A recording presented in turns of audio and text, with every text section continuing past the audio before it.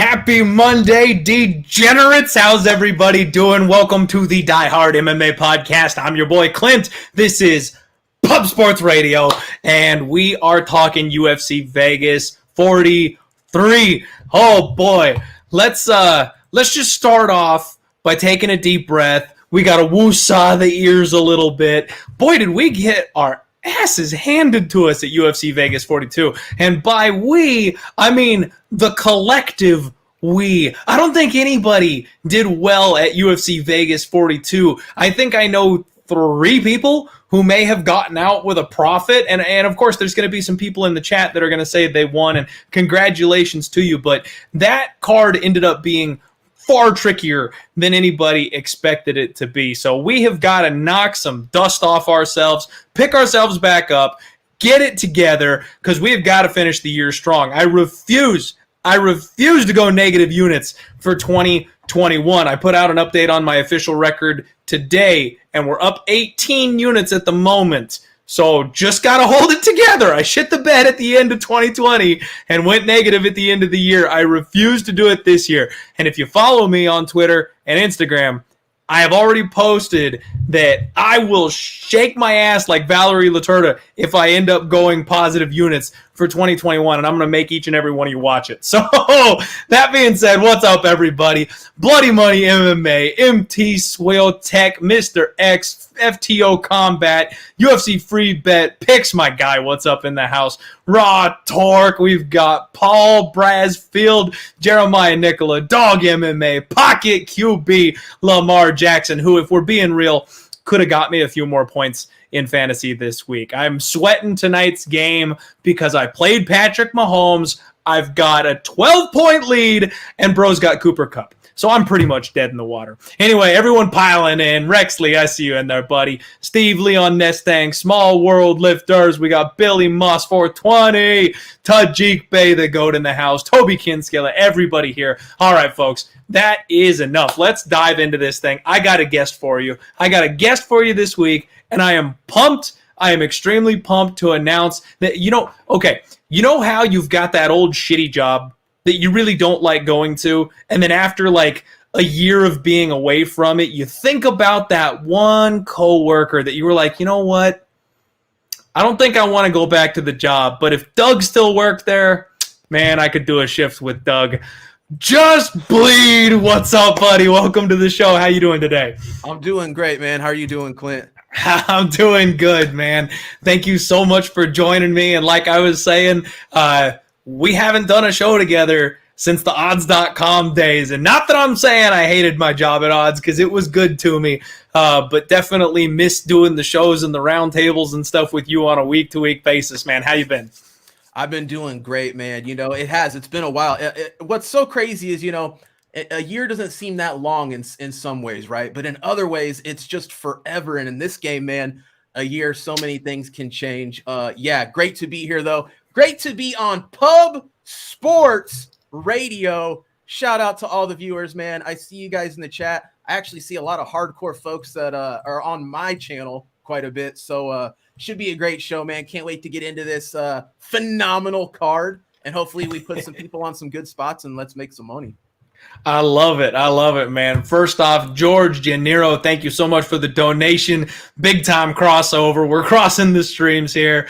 Thank you for the donation. I do appreciate it, and so does everybody here at Pub Sports Radio. Evan L, see you, buddy. What's up? Shout out. How you doing today? Yeah, man.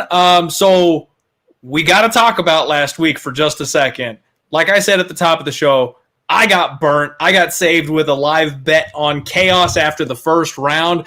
Dug me out of the hole that I had built for myself. I went about minus 1.7 units at the end of the day. How'd you end up doing last week?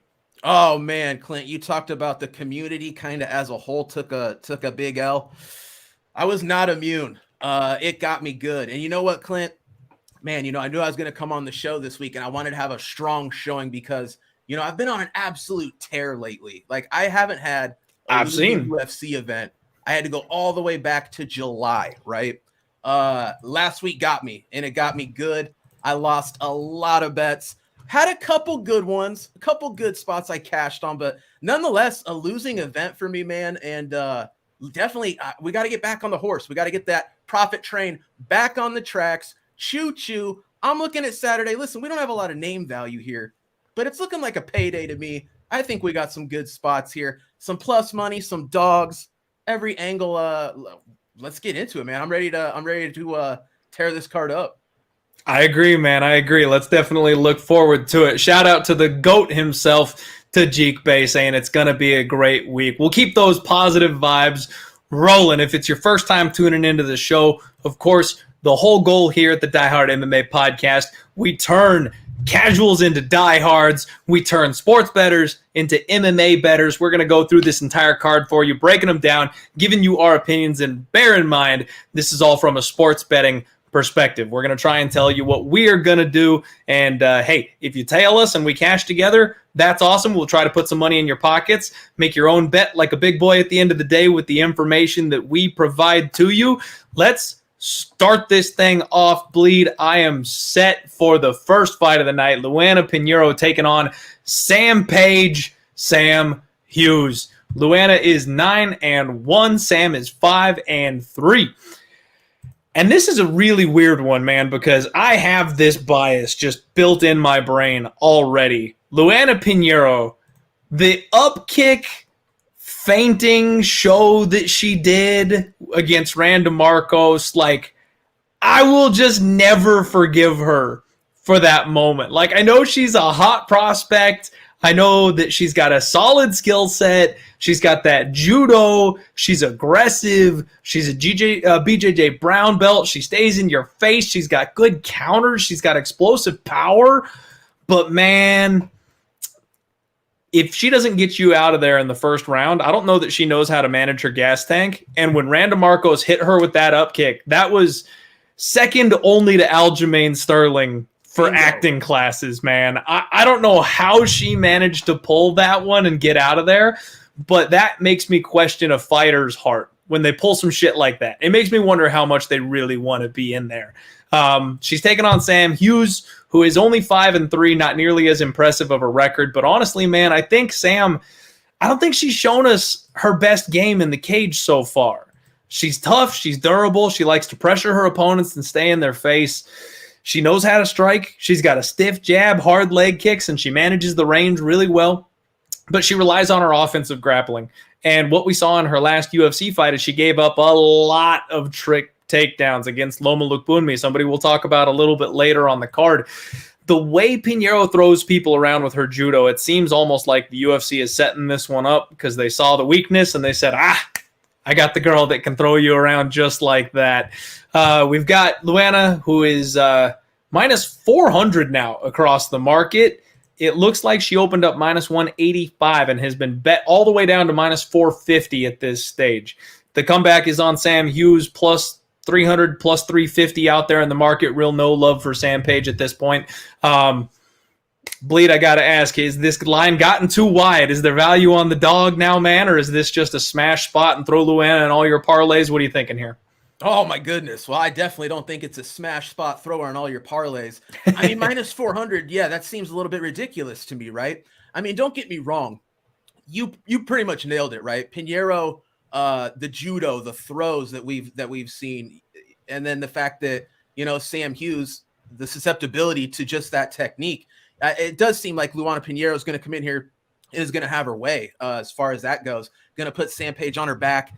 Here's the deal, though, with Pinheiro. The real red flags for me is, you know, you look at her resume, all early finishes. You know, if she's not getting an early finish, that danger is, you know, Sam Page. I don't think she's a great fighter. I don't rate her very highly. I'm not high on the Sam Hughes train. I don't think she's a prospect that's, you know, has future title implications here. But she's dogged, she's tough, and she's going to hang around. And if Pinheiro doesn't get that early finish, that round one finish, or the earlier part of round two, there's a good chance I think Sam Hughes could take this fight over, win that latter part of round two, even potentially look for a finish round three. I don't think she's a very dangerous fighter. That's probably less likely, but I do think there's a chance Sam Hughes could come out here, like I said, probably lose round one, maybe pick up round two, and then maybe win a clear round three. The deal with Pinheiro is we just haven't seen her late. And like you said, that up kick, which I'll keep it real, man. I think you're right on. I don't see a lot of power on that kick. Don't get me wrong. None of us are Pinheiro, right? None of us absorb that kick. It's tough for us visually to put ourselves in her shoes. Maybe she was rocked. Maybe we need to give her the benefit of the doubt that she couldn't continue. But my eyes tell me that there was a little bit of added drama. And I think she probably took a cheap win there. Don't get me wrong, a fight she's dominating, but there's that what if. What if Marcos did get her into round 2, get her into round 3? I'm going to pick Pinheiro to win the fight. I think she probably wins the fight. I feel like this is a matchup that the UFC is trying to eyeball to get Pinheiro on the track. I think this is a fighter they want to get behind. A really good record. She's only lost one fight. I think it was her first. I think it was her first fight or a very early fight. But I think Pinheiro is going to win this fight. But man, that minus 400, I'm steering way clear. And if anybody had an argument that it could be worth the underdog shot on Hughes at this point, I don't think you're crazy. All right, man. I'm glad we agree early on. I mean, it's tough to really truly pick against Luana Pinheiro, but honestly, dude, I'm tempted on Sam Hughes at this spot because if there's anything that she is, it's tough. You know what I mean? She's not going to get out of there unless you make her get out of there. I'm very tempted on Sam Hughes at this price tag. I'll just say that. At this point, for everybody watching, I've only made one bet on this card. I was waiting to talk through this thing with my boy Bleed. I know that Sam Hughes has been and can be finished. I mean, she got TKO'd versus Tisha Torres, but let's be real. That was her jumping via initiation into the UFC. She got absolutely cracked by a top-tier talent and came in on short notice in that spot. Big jump in competition level. She did get submitted by Vanessa Demopoulos, and that's really the one thing that's kind of keeping me off this, man, is that if she's going to rely on that grappling and she gets judo thrown to the ground, that sub is going to be live, and that's the big question for me here, is that we know how vicious Luana can be in that first round. That first round sub, I think, is probably the most likely path to victory here, but damn, is this not a live betting spot for me, man. I'll be honest. If Sam Hughes survives round 1, do not be surprised if you see me throwing a shot on Sam Page live on Saturday, because if we see Luana Pinheiro fade even just the slightest, I will absolutely jump on Sam at like plus 700 after she gets her ass kicked for 5 minutes. I think that's a sharp angle, man. I think that's absolutely what you're going to want to do, because the thing is, it's like you're already getting Sam Page at decent plus money right now. Yeah. But you look at how both these fighters fight, I wouldn't be surprised if she was drastically a much better number after round 2. And honestly, that's when she's probably going to have taken the best of Pinheiro and when we could start to see the pendulum shift. So I think you got a pretty good angle there, my man. Yeah, thank you, man. Thank you. I just don't want to fall into the trap, man. I've done this a million times. Obviously, Pinheiro is somebody the UFC wants to push. Obviously, she's got what they're looking for. And it's just classic me to take a dog shot after a sketchy-ass performance like the one she had last time out. And then she shows up and shows, why they like her in the first place, and ends up like arm barring somebody in the first round and getting them out of there looking like a minus 1,000. Absolutely. All right, man. All right, so early agreement here. We're both going to go ahead and pick Luana Pinheiro. Obviously some value on Sam Page. Maybe not enough to bet. Maybe a live betting spot for me. Second fight of the night, we've got Shayilan Nuerdanbieke. Okay, I'm not even going to try. I think this guy was Shayilan before. They've changed, that's his appropriate name, and I can't speak it. Taking on Sean Soriano. Apologies, everybody. My tongue was not ready for that one.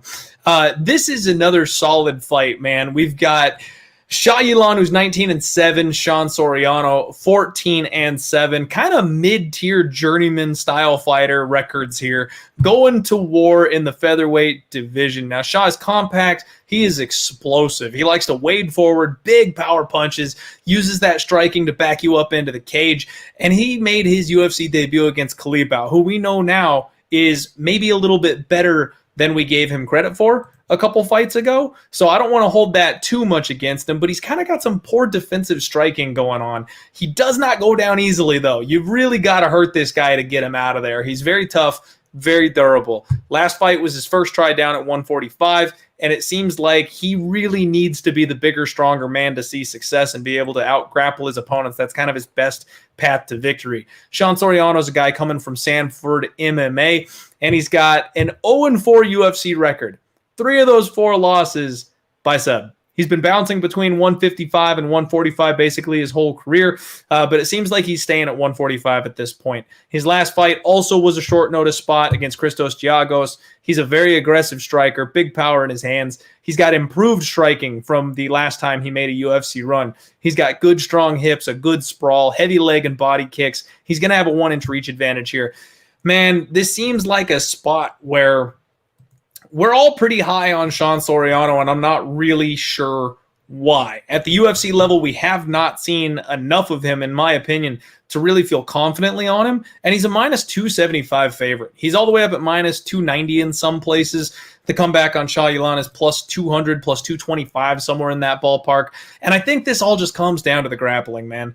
If Shayilan is able to work that grappling the way that he was able to in his pre-UFC run, I think he just mauls Sean Soriano on Saturday. However, if Sean, working with Syndicate, has made those improvements, he's able to use that sprawl, he's got a very significant striking advantage here in this spot, and he could honestly make quick work of Shayilan if he's made the improvements that it kind of looks like he has in his last couple of fights. He's got a definitive speed advantage here, and as we know, man, speed kills. Talk to me about this fight, Bleed. What are we doing with this one?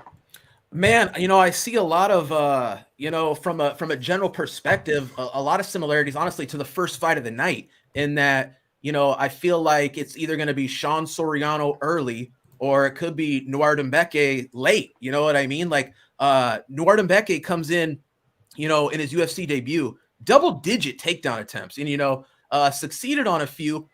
The takedown defense of Sean Soriano, I think it's good enough in this fight.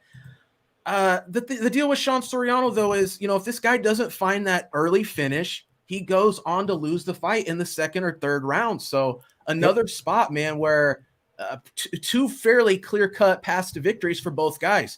For Shayilan, survive that first round. Don't eat a big shot from Soriano. Soriano has crazy fast hands. He's got crazy good boxing. He will clip you. He will put you down. And I guess, looking at the betting line on Soriano, the bookmakers and the people who are coughing up the money early seem to believe that Soriano's going to catch him early. In his last fight against Giagos, he caught Giagos early, rattled him a couple times, had him wobbled, had him rocked. Giagos survives the first round, goes out there and puts him away cleanly and clearly early in that second round.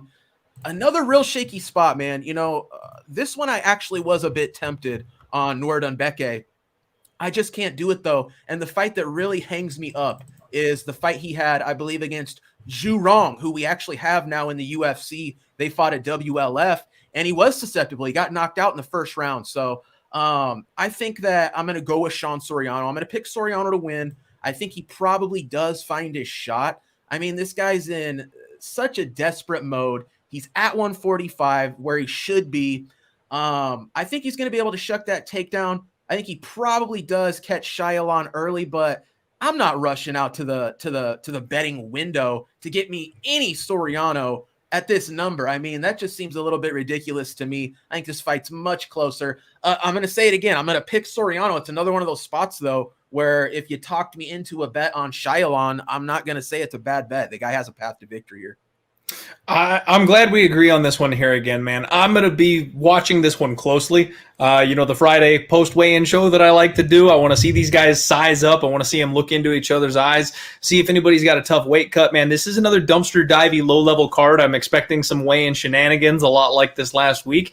And this is one with 2 guys that are both getting adjusted at 145. We could see some sketchy scale type of situations. And another spot, honestly, that I'll be looking at for a live bet because, absolutely, like you mentioned, Sean Soriano, he just falls apart, man. Like, if he doesn't get it done in the first round, he tends to completely let his opponent get back into the fight. And if that's the case, if we get a massive number and it looks like Shayilan is even having a little bit of success in the grappling realm, I might take that shot at a much, much bigger number after he drops round one, or if round one looks to be close. That's kind of where I've had some of the best success with my live betting, is when I feel like the first round could have gone either way, but the bookies see it very clearly for one side. I feel like that's when you jump on a live spot. So I'll pick Sean Soriano, but man, I have zero confidence in that pick. Right there with you, my man. All right, real quick, I want to shout out my other sponsors, man. Goat Capital Sports at Goat Capital _ over on Twitter. Make sure you go check them out. They're in bounce back mode, much like I am this week. NFL was crazy this week, just like the UFC. It kicked a lot of our asses, so don't hold that against them. Go check them out. Very appropriately priced packages, a no-loss guarantee. You will get refunded for the week if you do not profit for their week's worth of picks. Let them know Clint sent you at Goat Capital _ for all the other sporting goodness, because I really only do degenerate action in NHL and NFL, and of course, my baby, MMA. Next fight up, man, we have got Cody Durden taking on Kyung Aori. And I was ready for that one. The tongue was ready for that one. Cody Durden is 11-3. We've got Kyung Aori, who is 18-8. Cody's your classic wrestle boxer, man. He likes to come forward, swing heavy leather, uses that striking to close the range, and he's really physically strong. This is a guy that likes to get in and control your body, rides that body lock, has no problem with the chain grappling up against the fence, long jab. And honestly, his last fight, very disappointing. He got snapped off in round one by Jimmy Flick, who's immediately retired after that point. That's got to be rough. Like, you get to the UFC, you're starting to get your career off, and then your first loss is to a guy that just calls it quits, hangs it up. Like, you're never going to get that one back. Kyung Aori, very aggressive. This guy stays right in your face. One thing I noticed that I really like that he does is he cuts off the cage. He doesn't chase anybody. He makes sure that cage feels as small and as suffocating as possible. He is big at this weight class, and he really likes to bully his opponents. He physically rips people to the ground, good use of underhooks, really intelligent use of the cage, and he strikes well on clinch breaks. I really like what I see from Kyung Aori, if I'm being honest. He got 3 takedowns on my guy, Jeff El Jefe Molina, in his UFC debut. Wasn't quite enough. The volume of Jeff Molina got him the split decision there in that spot, but Aori's tough, man. He walked through everything Jeff hit him with, and we saw what Jeff did to his next opponent. That kid's got some serious power. So for Kyung Aori to take everything that he had to offer and make that fight competitive, that was impressive to me. He's going to have a 2-inch reach advantage here, and so far in the UFC, Aori does have a 100% takedown defense. I'm already seeing the market kind of move towards the Cody Durden side, man, and I'm very curious to hear what you've got to say here, because I think patience is the key. Bleed, I want to hear your take on this one, man. Oh, well, first things first. This fight is going to be explosive, okay? This is going to be a banger, and let me throw this little nugget out there for some folks, okay? I know there's books out there that will offer a very specific prop for fight of the night. This could be a sneaky one if you want to get a little sprinkle. I'm just feeling absolute fireworks. Neither guy takes a step back. Both guys absolutely bang. This is going to be a great fight, and I think it's going to be a fairly close fight. And honestly, I think where this fight's sitting at betting-wise, the current line, I think it makes a lot of sense. This fight should be close. Orichi Lang, you know, we have a lot of Chinese prospects in the UFC right now. And let's be honest, man, it's not been going well for a lot of them as of late. What is that reason? Well, we found out, man, a lot of them, and Orichi Lang I put right in that same category. He has very good offensive wrestling. You know, he gets in on the hips, can hit a good takedown. He's even showed some good takedown defense. But how is he going to look on his back? And I think that's what's going to be key here. Cody Durden, high-level wrestler, but one of these guys that comes from a wrestling background that has evolved a very, I'm going to go ahead and say, high-level striking game. This kid knows what he's doing, and you can see it. He's confident, he's powerful, he's quick, he's fast. And if really he can find the right combination, the right mix, I think he's going to have quite a bit of success. Like you said, the very unfortunate loss to Jimmy Flick. I mean, I'm not going to get into the details. That retirement was the weirdest thing, Clint. He wins a fight, shows up at a local show a week later. I think he might have had been sucking back on grandpa's old cough medicine, goes in there a bit emotional and calls it quits. I thought, honestly, you know, on Monday he was going to go, hey, listen, I had a few too many. Send that contract. I'm still in the UFC. No, Jimmy Flick has held his guns. He's still retired. But nonetheless, what I'm getting at is in that fight, Cody Durden looked good. And Jimmy Flick is no joke. That kid can fight. I'm really sad to see him leave. But here's the deal, right? I think these guys are fairly even. I like what I see out of Arichi Lang quite a bit. I wouldn't be surprised if he wins this fight. I feel like Cody Durden is a guy that his weak point possibly is going to be the fight IQ, the decision-making at times, you know. The flying triangle, he got submitted by Jimmy Flick. It's not like Flick locked that thing in while, you know, he's literally riding Durden around. You know, he got the legs up over the head. Durden kind of goes into it. And then he allows Flick the 2 or 3 seconds to really adjust that thing and make it tight, when really he just could have pulled out and it would have been back to square one. And Durden probably goes on to win that fight. Maybe not. Jimmy Flick, like I said, a real slick kid. But I like Durden in this fight. I do, but I think the key path to victory and the most apparent path to victory for either man coming into this fight is going to be Durden using that wrestling, using a top game, and try to put Arichi Lang on his back, because as long as this fight's on the feet, both guys are absolutely live. And man, Ori, he looks like the real deal, man. I'm honestly quite high on both guys, but I'm going to go with Cody Durden here. Okay. So a little bit of disagreement only from the betting perspective side of things, man. I'm with you. I think that both of these guys are solid prospects. I think we could see a lot coming forward from both guys. But I think the wider this line gets, the more interested I am in Quilang Aori. Just like you mentioned, he knows what he's doing. I think he's legit. I think he's probably got a slight striking advantage, whereas I'll give Durden a slight grappling advantage. And I am concerned with Durden's weight cuts. They seem to be a little tougher on him than they do Aori. So this is going to be one that I'm going to be watching throughout the week, and I'm especially going to be watching those scales on Friday. Because if Durden looks like he had a bad cut, and if they size up well, or Quilang Aori even has like a size advantage, those are going to be the slight little baby things that tip me over the scale on the dog here. I think it's appropriately lined at this point. But if you're going to give me plus 150 on Aori, I might have to lock and load on that side. Yeah, and honestly, the way this line's moving, I wouldn't be surprised if we do see Durden continue to take steam throughout the week. And I think you nailed it, man. I think this is kind of a recency bias spot where he did look really good against Flick. When you run that fight back, he was winning every second of that fight up until the point that the triangle hit. And I think there's a lot of that being remembered here. And this is just me pulling out the tinfoil cap, man, but I got a feeling Flick had some sort of debilitating injury. Like I think he was hurt to the point that he went, I don't want to tax my body anymore. And that's why he hung it up. He was getting his ass kicked in his first UFC fight, pulled off the win and went, you know what? Next time I probably don't come back from that. You know what I mean? He saw the writing on the wall that he was a step behind and went out on a win, which if that's the case, all props to him. I was hoping we'd see more of him in there. I was hoping we'd see him again. But I think he made a good choice, if I'm being honest. Good fight. Can't wait for this one. Should be an absolute scrap. I see some people talking about the under. I don't hate it. I only concern that with both these guys being as prolific wrestling, that we might end up seeing kind of more of a cage control fight. What are your thoughts on the total on this one? Yeah, I mean, I absolutely think this one probably goes longer than it goes. Both guys, I think, have decent durability. You know, I think unless somebody locks in a sub early, I think that it more than likely goes into the latter part, if not a decision. Okay. I kind of tend to agree. I feel like I don't see either of these guys finishing early, if I'm being honest. If anything, this would be like a round 3 sprinkle type of spot. And especially if Durden comes in looking like he had a bad cut, this will be an Aori round 3 sprinkle type of situation for me, man. All right.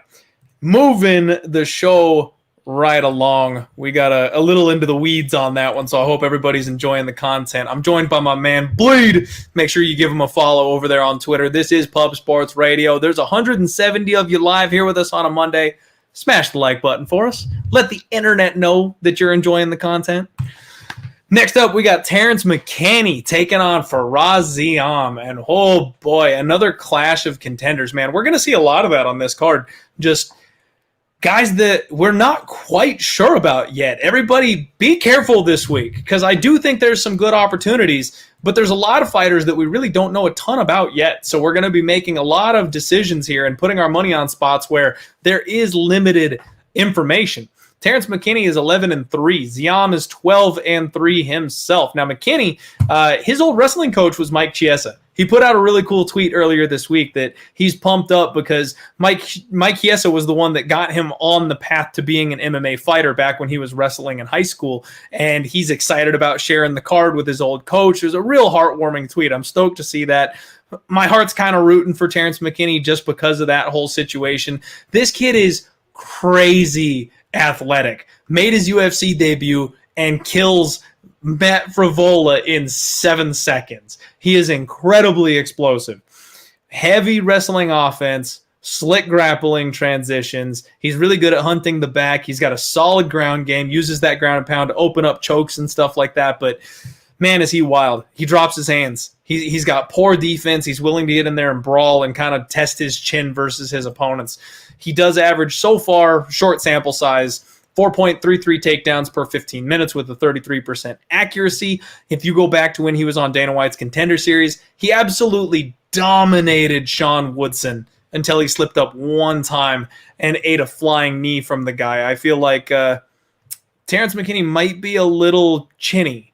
It seems like he's been wobbled and hurt a couple times already, and even though he's only got 3 losses, I have my suspicions. But he basically forces violence.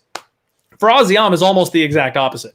He's tall, he's long, high fight IQ, slick, methodical striker. This guy does not want to engage in a brawl. He's got strong wrestling top control. He is position over submission. He will kill you with his jab, and unless he is sure about his kill shot, he's not putting any more than 60% on a punch. This guy wants to GSP grind you down whatever way he can for 15 minutes to get a decision. So kind of an interesting clash here. Faraz Ziam's going to have a 2-inch reach advantage. He's got a 68% takedown defense, which is a little bit concerning, and 2 of his 3 losses have come by way of submission. Now, you got to give the UFC experience edge to Faraz Ziam. He's been around longer, obviously, but how many times have we seen these Dana White Contender Series kids fall flat after one solid, explosive performance? We got to pick them on our hands, folks. Bleed, I got to know which way you lean in here, Terrence McKinney or Faraz Ziam.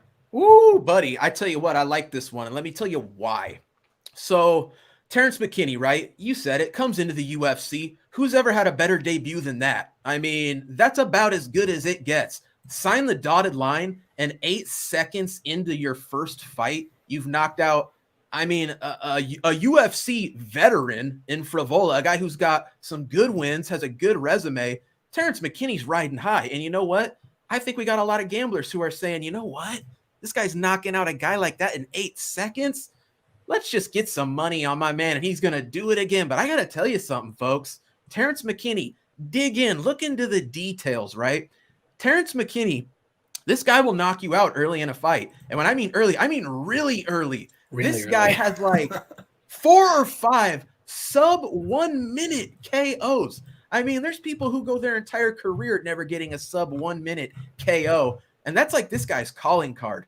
But the thing is, what happens to Terrence McKinney when he doesn't get a first round finish? What happens when Terrence McKinney gets into the second, into the third round? The success rate completely falls apart. That's what I mean. When we see so many of these guys who are ultra deadly when the referee says fight, but as literally, I mean, the clock is the enemy, right? The longer that the time continues to tick down, so does the energy meter, so does the danger meter. And I think this is absolutely one of those spots. You nailed it, Faraz Ziam. Not as flashy. A good fighter, though. I mean, this is a guy with a win over Jamie Malarkey. I'll keep it real. I had a bet on Faraz. I'm not so sure he won that fight, but a close fight nonetheless. And in retrospect, we know Jamie Malarkey's a badass. This kid is really, really good. That's one of those wins that at the time maybe didn't look as impressive, but has gone on to age as a very good win. I like Faraz Ziam here. I just think he's the better fighter. Of course, Terrence McKinney's going to be live to get this KO. Put him in there with Ngannou. This kid can crack. He's lightning. And if you're a slow starter, this kid's going to get in your face and hit you with the shot. I don't even think Matt Frivola knew the fight had started yet. He thought they were going to go to the center of the cage, touch gloves, kind of do their thing, calculate distance. Before he knows it, he's staring at the ceiling of the arena, eating hammer fists, and the fight's over. He probably forgot he even made the walk. You know what I mean? So impressive stuff from McKinney, but how does McKinney look into that second, into that third round? Faraz Zayam, he's been finished a couple times, but they've been submissions. No one's knocked this kid out. If Faraz Zayam was coming in here with 2 or 3 KO losses, we'd seen him, turned off in a 1-punch, a 2-punch combo, I'd be very concerned. But I think this kid's got pretty decent durability, and I feel like this is kind of, the dangerous guy with the puncher's chance versus the more complete fighter who is going to be able to give you a solid effort throughout 15 minutes. I'm almost always going to take the side of the guy that I think is going to be able to fight a good, full, solid 15 minutes, and it's just a more well-rounded guy. I'm going to take Faraz Zayam in this one.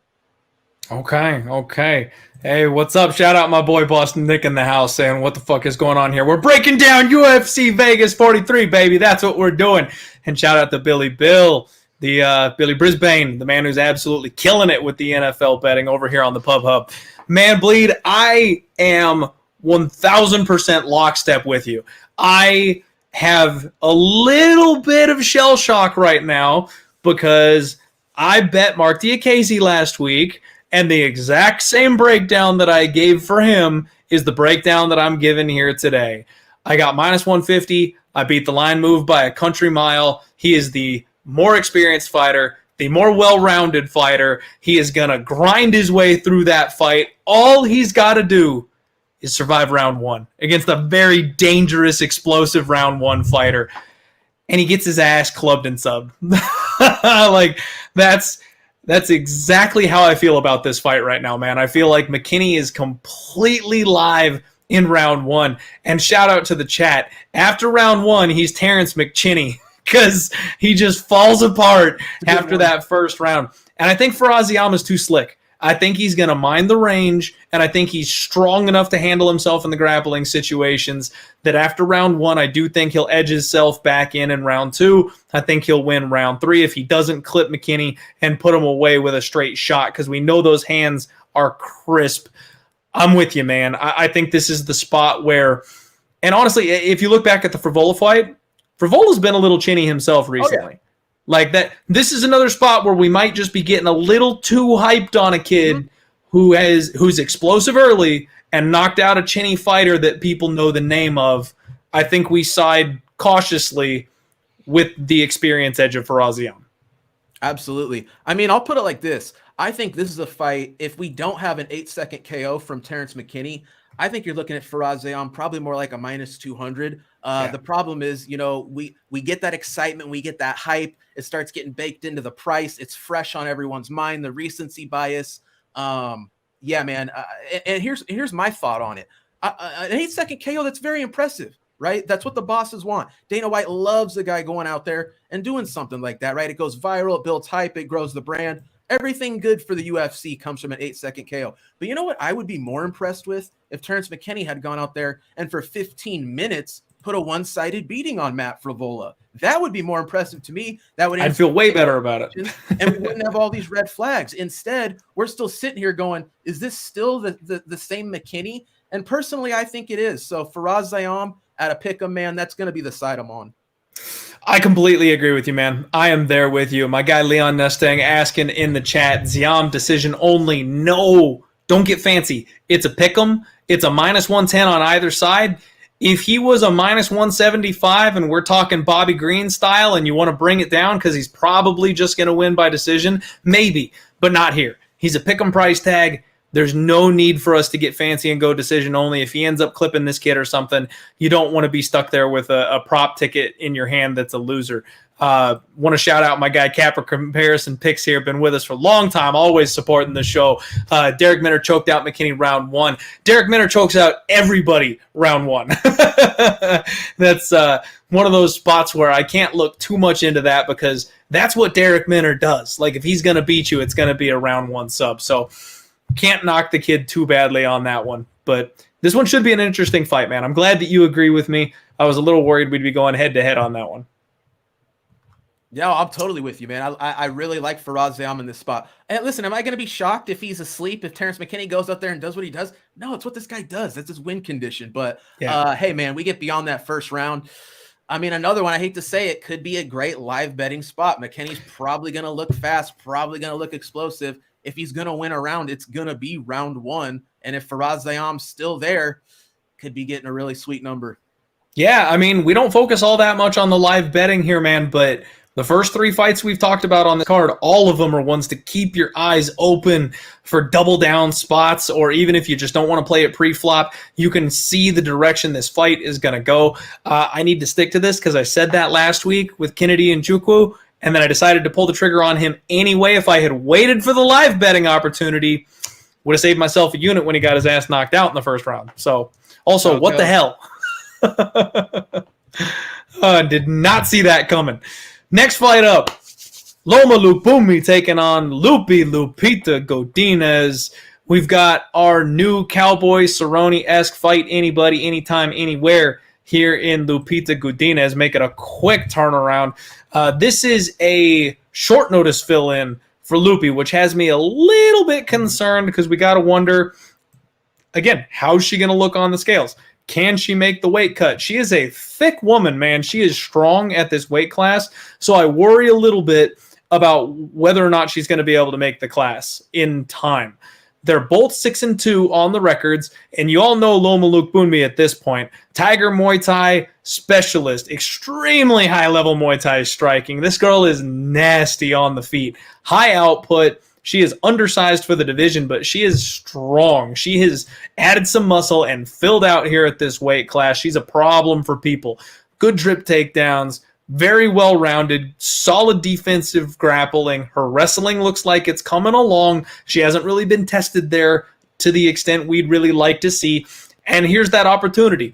Lupi Godinez is a tank, man. She is strong, and she relies on bullying her opponents around the cage. She is going to go to work with the wrestling and really try to get in there on Loma Lukbunmi. Now, she's been training with Alexa Grasso, who is one of my favorite prospects in the UFC, so that speaks volumes to me here. Lupita averages 4.38 takedowns per 15 minutes with a 33% accuracy, so you know she wants to push that grappling.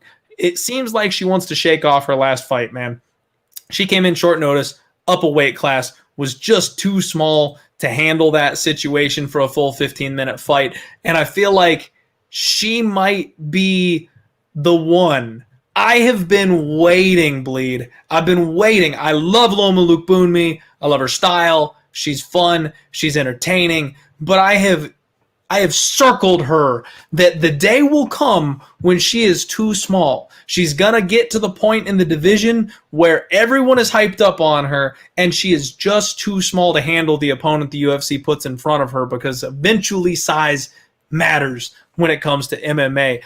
And I'm wondering, is Lupita the one to finally expose that she is little for the division and not a good enough grappler to hang with somebody who's a well-rounded wrestler? Talk to me, Bleed. Where are you going on this one? I mean, yeah, I think you've pretty much got this fight figured out. You know, Lupita Godinez, I like her. I really do. I like what she brings to the table. I think it was a terrible mistake taking that fight against Luana Carolina. You know, that's one of those spots where, you know, Lupi Godinez, I still think she was a heavy favorite coming into that fight. And, you know, you just saw on weigh-ins, you're like, oh my goodness. Like you knew on the, you know, just on paper that there was going to be a size discrepancy, but then to see it in real life, you go, oh my goodness, this could be a problem. And sure enough, it was. You know, there was just a point, you know, how does Lupita Godinez win fights? She goes out there and uses that rare form strength. I think she really does have a rare power advantage, a rare strength. You know, if you're both up against the cage, Lupita Godinez is going to be the one muscling. She's going to be the one winning, and she's going to be the one. It's not even necessarily about technique. She's just going to pick you up off your feet and power bomb you to the ground. I mean, she was like the Undertaker out there in her UFC debut, throwing Jessica Penne 5-6 feet across the cage. I mean, honestly, like basketball style. Yeah, I mean, it was unbelievable stuff. It really showing off, like I said, that rare strength and power. But you know what? This fight, I think, really just is a very simple fight. I think Lupita Godinez is going to need to come in here, use that grappling, use that wrestling. She's going to need to make it a dirty fight, hold Loma up against the fence, and use that dirty boxing. Try to get her to the mat. That's going to be her path to victory here. But Loma Lookboonmee, man, absolutely ultra experienced not grappler, Muay Thai practitioner, right? Tons of fights, tons of experience, and she cracks, man. Get her at distance, kickboxing range. She's gonna chew you up with kicks. She's got fast hands. She's not big, like you said, but she does have speed, and she's got a good ability to get in, land shots, and get out and not absorb damage. I think this fight does. It comes down to whether or not Lupita Godinez is going to be able to get her down. And here's what I think about this fight. If we had seen this same matchup booked a year and a half ago, say this was Loma's UFC debut, Lupita Godinez, easy. I don't even have to think about it. Minus 250. That's what I mean. The advantage she has in the grappling department, I don't see any problems. But we've seen Loma Lookboonmee since she's got to the UFC. She's been learning on the job, right? We're seeing her begin to dig for underhooks. We've seen her realize that no one's going to try to stand and go toe-to-toe with a Muay Thai expert, especially in this division, right? She's got speed, she's got power, and she's dangerous. She'll outpoint you, she'll hurt you, she'll put good damage on you, she'll exploit the openings, right? And I think that's the case here. I think Loma's absolutely the better striker, and I think that Lupita's going to be the better wrestler. I think it's going to be that moment against the fence. Is Lupita going to be able to get her down? And I think she probably does a couple times, but as the fight progresses, I actually think Loma Lookboonmee, I think at this point, she's got enough experience. I think she's going to do enough to nullify the takedown. Like I said, I think she's going to get taken down. I do. And the get-up game is going to be tested, and that's going to be the fight, whether or not Loma can get up off her back. And I do. I think she's going to pass the test. I think we're going to see Lupita. You brought it up, man. Quick turnaround. And here she is actually cutting a good amount of weight again. Man, I got some red flags on that side. That's a lot of action. That's a lot to ask of your body to go in there. And she's not fighting nobodies. I mean, these are legit fighters. I like Loma Lookboonmee in this one. I do. I think that she's going to do enough to nullify the takedown. This fight plays out enough of the time at striking range. I could see Loma Lookboonmee probably coming out here, maybe a 29-28 decision. Okay. Man, I am not ready to pull the trigger on this one because of the questions around Lupita Godinez. I got to see her weigh in. My boy DFS by the numbers in the house. Hill, Frey, Albu all took down Loma. Sam Hughes took a round off of Lupi with cage control. So, yeah, man, I am extremely tempted. Like I said, I love Loma. I have yet to do it. I haven't pulled the trigger against her yet because I'm waiting because I know that spot's coming. And I'm not sure if this is it because of the question marks around Lupi. I'll let the rabbit out of the hat, man. I was going to load up on Cheyenne. I was all over Cheyenne in this spot. She's still underrated. She's huge. She's strong. She's a dominating wrestler. She was going to catch everybody off guard, taking down and roughing Loma Lookboonmee up on the ground. I just don't know if Lupita is quite as skillful with that takedown offense. And I don't know. And I know for a fact she's not as big. So that's kind of the concern for me here. Money's coming in on Loma Lookboonmee, so if you like that side, you better jump on it quick because that plus money is drying up. And I'm going to wait and watch the weigh-ins because I'll tell you this, man. If Lupi comes in 5 pounds over, I'm betting Lupi. Oh, yeah, I get that, absolutely. I mean, listen, not to play devil's advocate here, could be looking at a spot where maybe you drop a bet on Loma right now at plus money, and then by the time fight night comes around, you're getting plus money on the other side for a classic scalp, and the bookmakers cry. Not a bad call, man.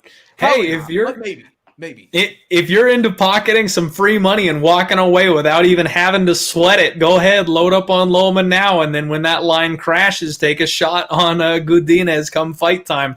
Not a bad call. I'm stuck, man. I'm stuck. I gotta wait this one out. I gotta see weigh-ins. I think there's a gigantic disparity between these two in the striking realm, and that's my big problem. Is Loma is going to piece Lupi up if this thing stays on the feet. But if Loopy can get Loma down on the ground even once, she is a much better grappler than some of the women who have been able to do it to this point already. Now, I know Loma's gotten good at getting back up and getting back to the feet, and Tiger Muay Thai is not a bad place to learn your grappling. And like you mentioned, she's learning on the job. She's getting better every time we see her. But Loopy's got a pretty slick submission game, man. She's got some solid ground and pound. She's got good positional awareness. This one, it's another fight where I feel like you could line it a pick 'em, and I really wouldn't argue with it because both women have a very clear path to victory. I'm with you. Absolutely. All right. I'm going to wish everybody that's betting Loma luck on that underdog line. I'm going to sit back. I'm going to say I think Lupita wins this fight, but I don't know whether or not I'm betting it. We'll see the scales on Friday. Next up, we got Rafa Garcia taking on Natan Levy. And Bleed, we just talked about a fight where I'm frozen and I can't quite wrap my brain around it. You got to help me on this one, man, because what the hell do we do with Rafa Garcia? It's a tough one, man. And listen, I mean, I was the first thing getting ready to come out of my mouth about this fight is, my goodness, this is a tough one to try to pick a side on. I mean, it's Rafa Garcia with the clear-cut resume advantage, right? This guy's been a champion in combate, fought some legit guys. Natan Levy, I mean, crazy inexperienced on the professional level.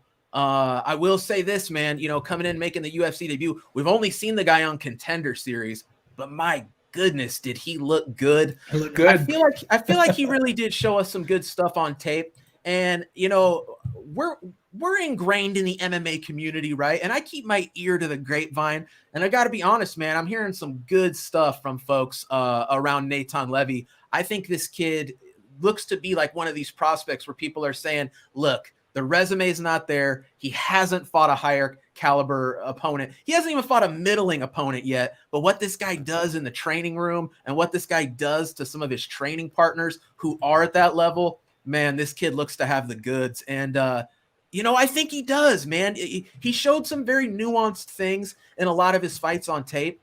And don't get me wrong, a lot of that goes out the window when you're fighting a high-level guy who can put the pressure on you like Rafa Garcia. But, man, Natan Levy, the kid looks good. I will say this, though. Management, whoever is taking care of Natan Levy, are you crazy giving this kid a spot like this? We're going from that level on Contender Series, a big layoff, and then coming in here against Rafa Garcia. I mean, this dude is legit. Coming off of a disappointing loss, absolutely, against Chris Grutzmacher, who I think, there had to be maybe 2 or 3 people in the world who thought Chris Grutzmacher was going to win that fight. And, man, props to him if you saw that one coming. But, the deal was Rafa Garcia comes in short notice against Nasrat Hakparast and gives a solid 15-minute effort. Looks good. I mean, is outright winning the fight early on as a big-time underdog against a highly touted prospect in Nasrat. Sure enough, as the fight goes on, as should be expected, the man on short notice begins to lose gas, loses the fight. Nasrat gets the win. But, man, I think we all sat back and said, dang, that is an impressive showing in a loss for Rafa Garcia. And then this guy goes out there and fights Chris Grutzmacher, about has him put away a minute into the fight, unloads the gas tank, doesn't put Chris Grutzmacher away, and this dude's gassed at the end of round 1 and is taking a beating round 2 and 3, goes on to lose the fight. So, Clint, man, I got question marks. Where did this guy's gas tank go? Honestly, I think it is a situation where we just saw him unload. I think he said, I've got the man hurt. I think he was literally 1 or 2 big strikes away from the referee probably calling that fight off, and never found his mark. And then all of a sudden, he's in quicksand. I've unloaded. This guy's still standing in front of me, and now he's punching me in the face. You know what I mean? Yeah. I don't know. Clint, I'm going to pick Natan Levy. I know this has been long-winded, and I'm sorry, folks, for the long breakdown here. This one deserves it, man. Yeah, I mean, it's a close fight, man, and I have very, very low confidence spot here. I'm gonna go Natan Levy, but again, no confidence. I'm not gonna have a bet on this fight. Rafa Garcia is perhaps the biggest step. I can't remember a prospect we've seen on Contender Series step into the UFC in a bigger spot. And I understand he's coming off of a loss, but man, I think Rafa Garcia is well-rounded. I think he's dangerous. I think he's very good. But the tape doesn't lie, man. I think Natan Levy's good. And the thing that really separates this fight for me, and is the reason that I'm going to end up on the Levy side, is that we did see Rafa Garcia slow down tremendously in that last fight. And Natan Levy went a clean, solid 15 minutes on Contender Series and looked like he could go another 15 afterwards. And I think that is probably going to be what separates this fight, is who's going to have that gas, who's going to weather the storm, and who's going to be the guy looking good late. So often we see fights where it's almost like the first round doesn't matter, the second round doesn't matter. The judges go, man, whoever wins this third round is going to win the fight. I think Natan Levy's going to be the guy with a little more gas in the tank, and that's enough to sway me on his side. Okay. All right, man. That was long-winded, definitely deserving. Real quick, I'm going to take a timeout here. Juan G, buddy, you're not blocked. It's just a 5-minute timeout. Everybody in the chat, there's 3 things we don't do here: racism, spam, and politics. Keep those 3 things out of my chat. You can say whatever else you want. You can say you hate my face. You can make fun of how bald I am. You can talk how beautiful my teeth are. But none of those 3 things, okay? Like I said, Juan, I know you're a good guy. I know you've been in the chat before, so you're not blocked. Don't worry. I put you in timeout because you kept on spamming, and it was a borderline comment, so let's just steer clear of that. Bringing it back to the fight breakdown, man, I am just slightly on the opposite side of this one, man. I feel like Rafa Garcia is going to give us a full, complete performance. I feel like he got that first performance opportunity and he let it all fly. And all of us went, oh shit, this guy's got the goods. And then, Bleed, I got to tell you, man, I backed the dump truck up. I lost so much. I laid the hammer down when he lost against Chris Kreutzmacher. That was not a good finish for me. And like you said, he damn near had the guy dead in the first round. I thought it was going to be a rocking chair. But, it ends up being a situation where he goes for it. And we've seen young, inexperienced fighters do this where they just blow their load. They think they've got the guy hurt. They underestimate that durability. They go for broke, and then they got nothing left. He showed off his defensive ability, his durability, his heart, like him staying in that fight after having nothing left in the first 3 minutes of the fight. I mean, that speaks to me about how deep this guy is willing to dig to stay in a fight. You have got to kill Rafa Garcia to get him out of there. And it feels like a spot where the world's turned on him. We were all on him, and now we're all against him. You know what I mean? And I think the truth probably lies somewhere in the middle. I have a hard time believing that you can be a minus 250, a minus 300 against a UFC caliber veteran, and now you're welcoming the new kid on the block, which, again, this is another thing. We see the recency bias all the time. Dana White Contender Series guys, flashy kids that come up off the regional scene, making their big first jump up onto the big stage. We always overestimate them. It's like 1 out of 10 that really come up and live up to the hype when they make their UFC debut. It takes time to adjust. So I kind of think I'm on the Rafa Garcia side here, man. And he opened up plus 115, it looks like, and now he's down to about even money. It's pick'ems in some places. And I again, have not bet it yet, but I think I might go back to Rafa Garcia. I actually am considering taking a stab on him. There's a plus 110 out there. There's even monies out there. And I think that angle of fading the new UFC blood against somebody who's gone through that test and come out on the other side, I think there's maybe a little bit of value on Rafa. Yeah, absolutely, man. Hey, I'll put it like this. If Levy comes in here and beats Rafa Garcia, I'm very high on this kid. Like I said, I just got to reiterate, I cannot believe this is the debut they're giving this kid, because I like Rafa Garcia. I was very high on him, and I was right there with you, taking an L when he lost that fight to Kreutzmacher. So, Clint, dude, how quickly opinions can shift in this game. Everybody loves the guy. You lose a fight. Oh, what a bum. I can't. You're absolutely right, man. But yeah, a tough fight. And there's a reason that this betting line is where it is. Your guess is as good as mine, man. Really tough to have a solid, confident read on how this fight should play out, in my opinion. I agree, man. And being a UFC fighter is like being a UFC content creator, man. You're only as good as your last event, right? Like everybody's on the ship when you sweep the board. The next fight, if you go, 2-4, all of a sudden you're shit. You're trash. You don't know what you're talking about. So that's I kind of feel like I need to lift my guy Rafa up here. Haven't bet it yet. We'll see. That's the side I'm leaning on, though. Slight disagreement here, me and my boy Bleed. Next fight up, Tucker Lutz taking on Pat Sabatini. And if you remember at the top of the show, I said that I've made one bet on this card. This is the one that I have made, man. Pat Sabatini is 15-3. Tucker Lutz is 12-1. Pat is a BJJ black belt. And let me just give this man the props that he deserves. Crazy high-level submission specialist. I mean, this guy is a wizard on the ground. His striking seems to be a bit of a work in progress, but he's got good footwork and he's explosive. He likes to play on the outside, kind of skip around the outside of the cage. And when he plants and goes, man, he has got some pop in that right hand.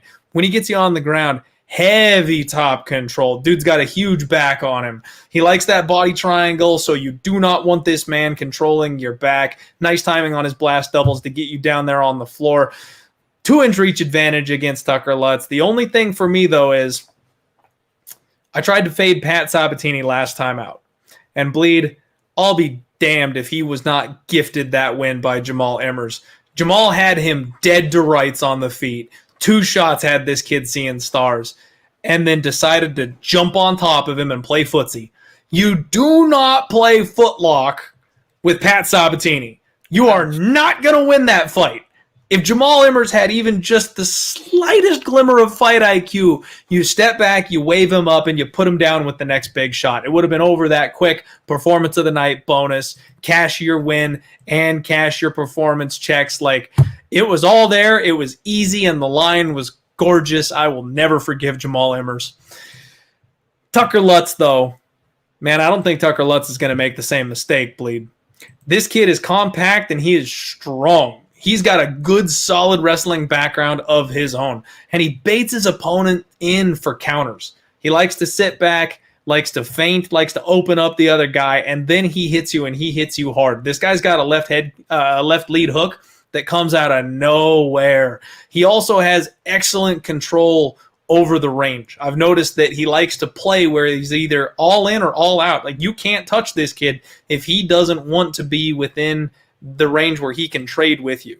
He's got nice timing on his level changes as well. And like I said, he's got that wrestling background, so he's not going to be out of the water on the ground with Pat Sabatini. And honestly, the thing that surprised me the most about Tucker Lutz is that fight IQ. I think he knows that he needs to not go to the ground with someone like Pat Sabatini. And he's got an 84% takedown defense. And the only time he's lost was a KO in his first pro fight. We all know it takes fighters sometimes to get a little bit of, a warm-up going. Not everybody can be the undefeated 18-0 type of fighter. He got clipped once, man, but outside of that, he's been perfect. And if Pat Sabatini is going to win this fight, it ain't going to be by knockout. I took the shot, man. I got Tucker Lutz at plus 135. I put 2 units on him, and it looks like I beat a little bit of a market move. This line is crashing. Lutz is now plus 120. You can get minus 140 on Pat Sabatini. And I'm going to try again, Bleed. This is the spot where I'll be damned. If Tucker Lutz loses this fight, it will be because Pat Sabatini is the better man, not because he dove into the man's guard and got snapped off with some stupid submission. It'll be because I was wrong, and Pat Sabatini is just that damn good. But I'm going to try one more time. How are you approaching this one? Man, I tell you what, I think you got a pretty solid read here, dude. So Tucker Lutz, a guy that we saw in his UFC debut fight Kevin Aguilar, and I got to be honest, man, I was very, very impressed. Aguilar, probably not the guy he was, probably a guy that's on the decline. His records would definitely indicate that, right? But then again, he's fighting high-level guys, and man, I was on Tucker Lutz, but he really exceeded my expectations. This is the guy we saw in Contender Series.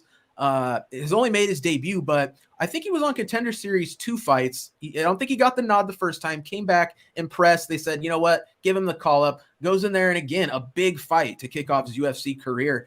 Man, I like Tucker Lutz. This kid's got, I think, boxing that's a bit slept on. You know, he's got really good hands. You talked about the takedown defense. One thing when we look at this fight, on paper, there doesn't seem to be a size discrepancy. I have a feeling when we get to weigh-ins, we're going to see Tucker Lutz as the bigger man here. Maybe I'm wrong, but I'm usually pretty accurate when it comes to this kind of stuff. I think you're right. I think Pat Sabatini is going to need to get this fight to the mat to win it. He's a very well-rounded guy, but absolutely the grappling is his strength. But, man, you touched on really everything we need to know about Lutz, right? Wrestling background, the good takedown defense. I think he's very high IQ. Comes from a very obscure camp. I've seen him talk about the fact that he's kind of the first guy to break through, but there's others that are behind him that are going to be on the way up. And man, I believe him. I think Tucker Lutz really has some skills, and I think we've seen him even in, since he's come into Contender Series. The man is 26 years old right now, and I feel like this is a guy that fights, kind of beyond his years. I see a lot of discipline, a lot of what you would think is experience for a guy that's not very experienced. The growth between fights, man, I think there's a lot to like here in Tucker Lutz as an underdog. I'm going to tell you right now, Clint, you brought it up, man. There's not a chance Tucker Lutz hurts Pat Sabatini and says, hold on, let's trade footlocks here and see who wins. Jamal Emmers, dude, have you lost? You know what though? Jamal Emmers' fight IQ is that man's downfall. I got to be honest with you guys. It's my fault for backing him. I faded him in that matchup, took Sabatini, looked like I lost when he ate 2 big shots, and then wouldn't you know it, Jamal Emmers. I mean, has there ever been someone who's just delved me into the strength of his opponent? Jamal Emmers goes out there and snatches an L from the jaws of victory. It was painful, man. That's just how he is. So Pat Sabatini, I like the guy. I'm high on the guy. There's just something about Tucker Lutz, man, that I really think we're seeing a really solid prospect who's very well-rounded. I think he's going to be able to keep this fight standing. And like I said, I think this kid's got sneaky striking. And I'm with you, man. I'm going to take the dog shot on Tucker Lutz here. I love hearing that, man. I love hearing that because, you nailed it. Like there's a lot of prospects. We all get hyped up on people coming into the UFC that we think are above their level. I really think Tucker Lutz is the goods, man. I think this kid is legit. And I also think that submission win over Jamal Emmers has a lot to do with the line being where it's at. So I think there's value on Tucker Lutz. Worst case scenario, I think this fight should be a pick'em with his wrestling background. And I know somebody in the chat said that Jamal Emmers had a wrestling background too. I know, but it's the IQ. It's the IQ, not the wrestling background that got that done. Lutz, I think, is going to have success where Jamal Emmers failed because he proved that the game plan works. He just didn't execute it well enough. So glad that we're on the same side here, and I definitely think that we're going to cash the ticket here on this one come Saturday. I hope so. Let's go, man. Let's go. Want to give a shout out here to my lady Renee in the chat, always sending me flowers. Thank you very much, Renee. I appreciate you. Thank you for hanging out here this evening. All right. And next up, we have got Adrian Yanez taking on my boy, dangerous Davey Grant, who is once again, being disrespected by these damn bookies. Adrian Yanez, a minus 280 favorite. The comeback on dangerous Davey Grant, plus 225. Yanez is the shit, man. I mean, what else do you want me to say about this kid? He is cast iron durable, and he takes the first round off to download his opponent. It's like he's in the Matrix. He'll watch you for that first round. Round 2 and 3, he's going to put that information to work. And he has got life-changing power, this kid. So if you don't get him out of there in round 1, you're in for a short... Well, I was going to say you're in for a long night, but you're in for a short night. Davey Grant on the flip side of this thing. He is so underrated, man. I'm so sick of the disrespect for Davey Grant because he is far better than people give him credit for. And he is an absolute dog. This man will fight for your penny every step of the way. I took a shot with him against Cheeto Vera. It was a spot where I thought that if someone was going to out-finesse Cheeto and be able to take the damage coming back his way, it was going to be my boy Grant. I believe they went to a split decision, so definitely got this close to achieving that value there, although he nearly died in that third round at the end of the fight. I love Davey Grant, man, and as much as I say that he's being disrespected by the bookies here, he took that beating from Cheeto 5 months ago. Davey Grant's a guy that you don't knock out, but something that we see in fights is when fighters take a ton of damage from one fight, but they survive it, the next guy tends to finish the job. This almost feels like a setup spot where Adrian Yanez, the kind of power that he has, man, he might be able to knock out Davey Grant on his best night. Coming off of a fight where he took a ton of damage, I don't think I can do it, Bleed. Like, I think this line is too wide, but this feels exactly like Dan Hooker. This feels exactly like what was the one? Rodriguez. The value is on the dog. Adrian Yanez is winning this fight. How do I feel about that? Well, here's the thing. It's probably not going to be. I don't think I'm going to shock you as much as you think here. I mean, Adrian Yanez, badass. Okay, this is a guy racking up highlight reel wins, putting fools away left and right. And like you said, this guy touches you on the button, you're getting some of the best sleep of your life. I mean, he's sending you to the nether realm and usually doing it in style.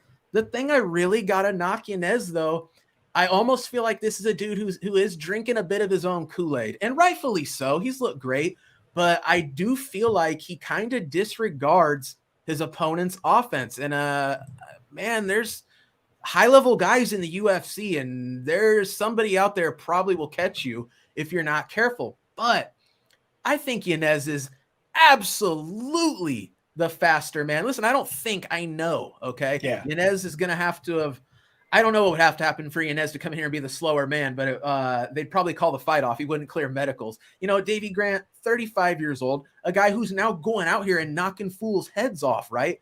But it's not through the technical prowess. It's the fact that this dude's wading through fire and just slinging absolute bombs recklessly enough that it's almost like people don't expect this guy to throw a crazy winging power combo. And here he is knocking out guys who I think are pretty technically proficient, like a Jonathan Martinez. You know, if you told me Jonathan Martinez versus Davey Grant, it's a striking battle, who wins this fight? I'm taking Jonathan Martinez 8, maybe 9 times out of 10. That's just not how the fight played out. Davey Grant winging mad bombs. If the dude clips you on the chin, it's that 2-hook combo he does, man. That boom, boom. And not only that, he's throwing from the hip. So maybe there is the fact that, you know, they are weird shots that people just aren't used to seeing, right? Especially at a high level. But nonetheless, it's been effective. But I will say this, man. I think Adrian Yanez is going to be more the sharpshooter here versus the load up, you know, the more projecting, the guy that you're going to be able to get the read on. I just see Adrian Yanez being able to get in range. I don't think he's going to need to worry about any sort of grappling here. I think Davey Grant at this point, you know, he's older. The wrestling is so exhausting, the grappling. I think Davey Grant just wants to go out here and put on exciting fights where he's got the potential to knock somebody out. I see this fight going down pretty much an exclusively kickboxing range. And I just think Yanez at some point, like you said, is going to download that information. He's going to find the reach. He's going to find the timing, and he's going to find his mark. Davey Grant, puncher's chance, I think early round 1. If not, I think Yanez is going to absolutely find that sniper spot. And I think we see Adrian Yanez yet again at another highlight reel KO. Clint, I honestly don't think we're that far off on the implied probability here. And don't get me wrong, in a cage fight where anything can happen, usually I would be on the side where I'd say, hey, I think we're getting a little too ahead of ourselves here with this number. I actually think when you look at this from a true implied probability standpoint, I actually think Adrian Yanez is at a pretty appropriate number. Okay. So you're right then. You weren't that crazy. I saw the smile on your... I thought I saw that smile on your face, and I thought you were going to tell me Davey Grant comes in here and gets it done. I was all excited. He might. Dangerous guy. And like I said, I do worry about Yanez, man. If he comes in here and thinks that this is a pushover matchup, maybe he eats that bomb. But if he doesn't, I think Yanez is going to find the mark. Okay, man. Yeah, I agree with you. I absolutely do. I love Davey Grant. I would love to see him come in here and get this thing done. But at the end of the day, I think that Yanez is just too crisp. And the thing that worries me the most, now I try not to do the crystal ball predictions, you know what I mean, unless something like really jumps at me. But Davey Grant's best combo is that wing and hook. You know what I mean? Every time he goes body, body, head, he gets you to drop those arms. And then he comes, like you said, from the hip, way outside to catch you with that thing coming around. And that's how he knocks these guys out. He's done it 2-3 times in a row in his last couple fights until he finally lands it and puts him down. Yanez is going to snipe him down the pipe. When he loads up on that big hook, Yanez is just going to come straight down the line. And that's kind of my biggest concern, is that it's easily counterable when you've got a speed advantage. Cheeto didn't have a speed advantage. Cheeto just had the fuck you advantage with that durability. He wasn't able to take advantage of it. He just outmanned Davey Grant. Yanez on the flip side of this thing has that speed advantage, and I think this kid's got a surprisingly good IQ. We're talking about other young fighters that are showing above their level fight IQ. Yanez falls in that category for me as well.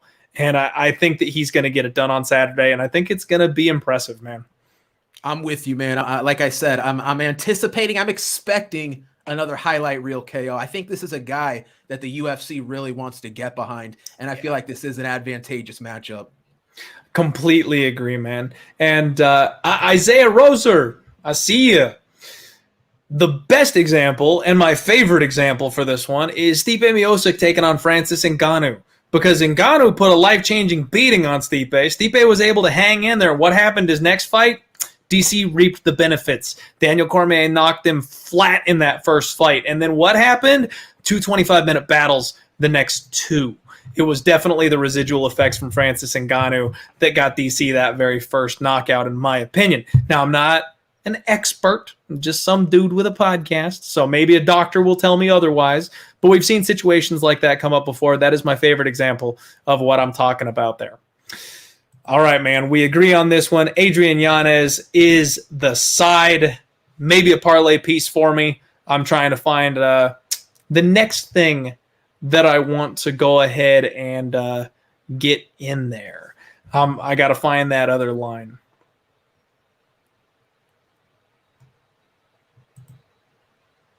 Yeah.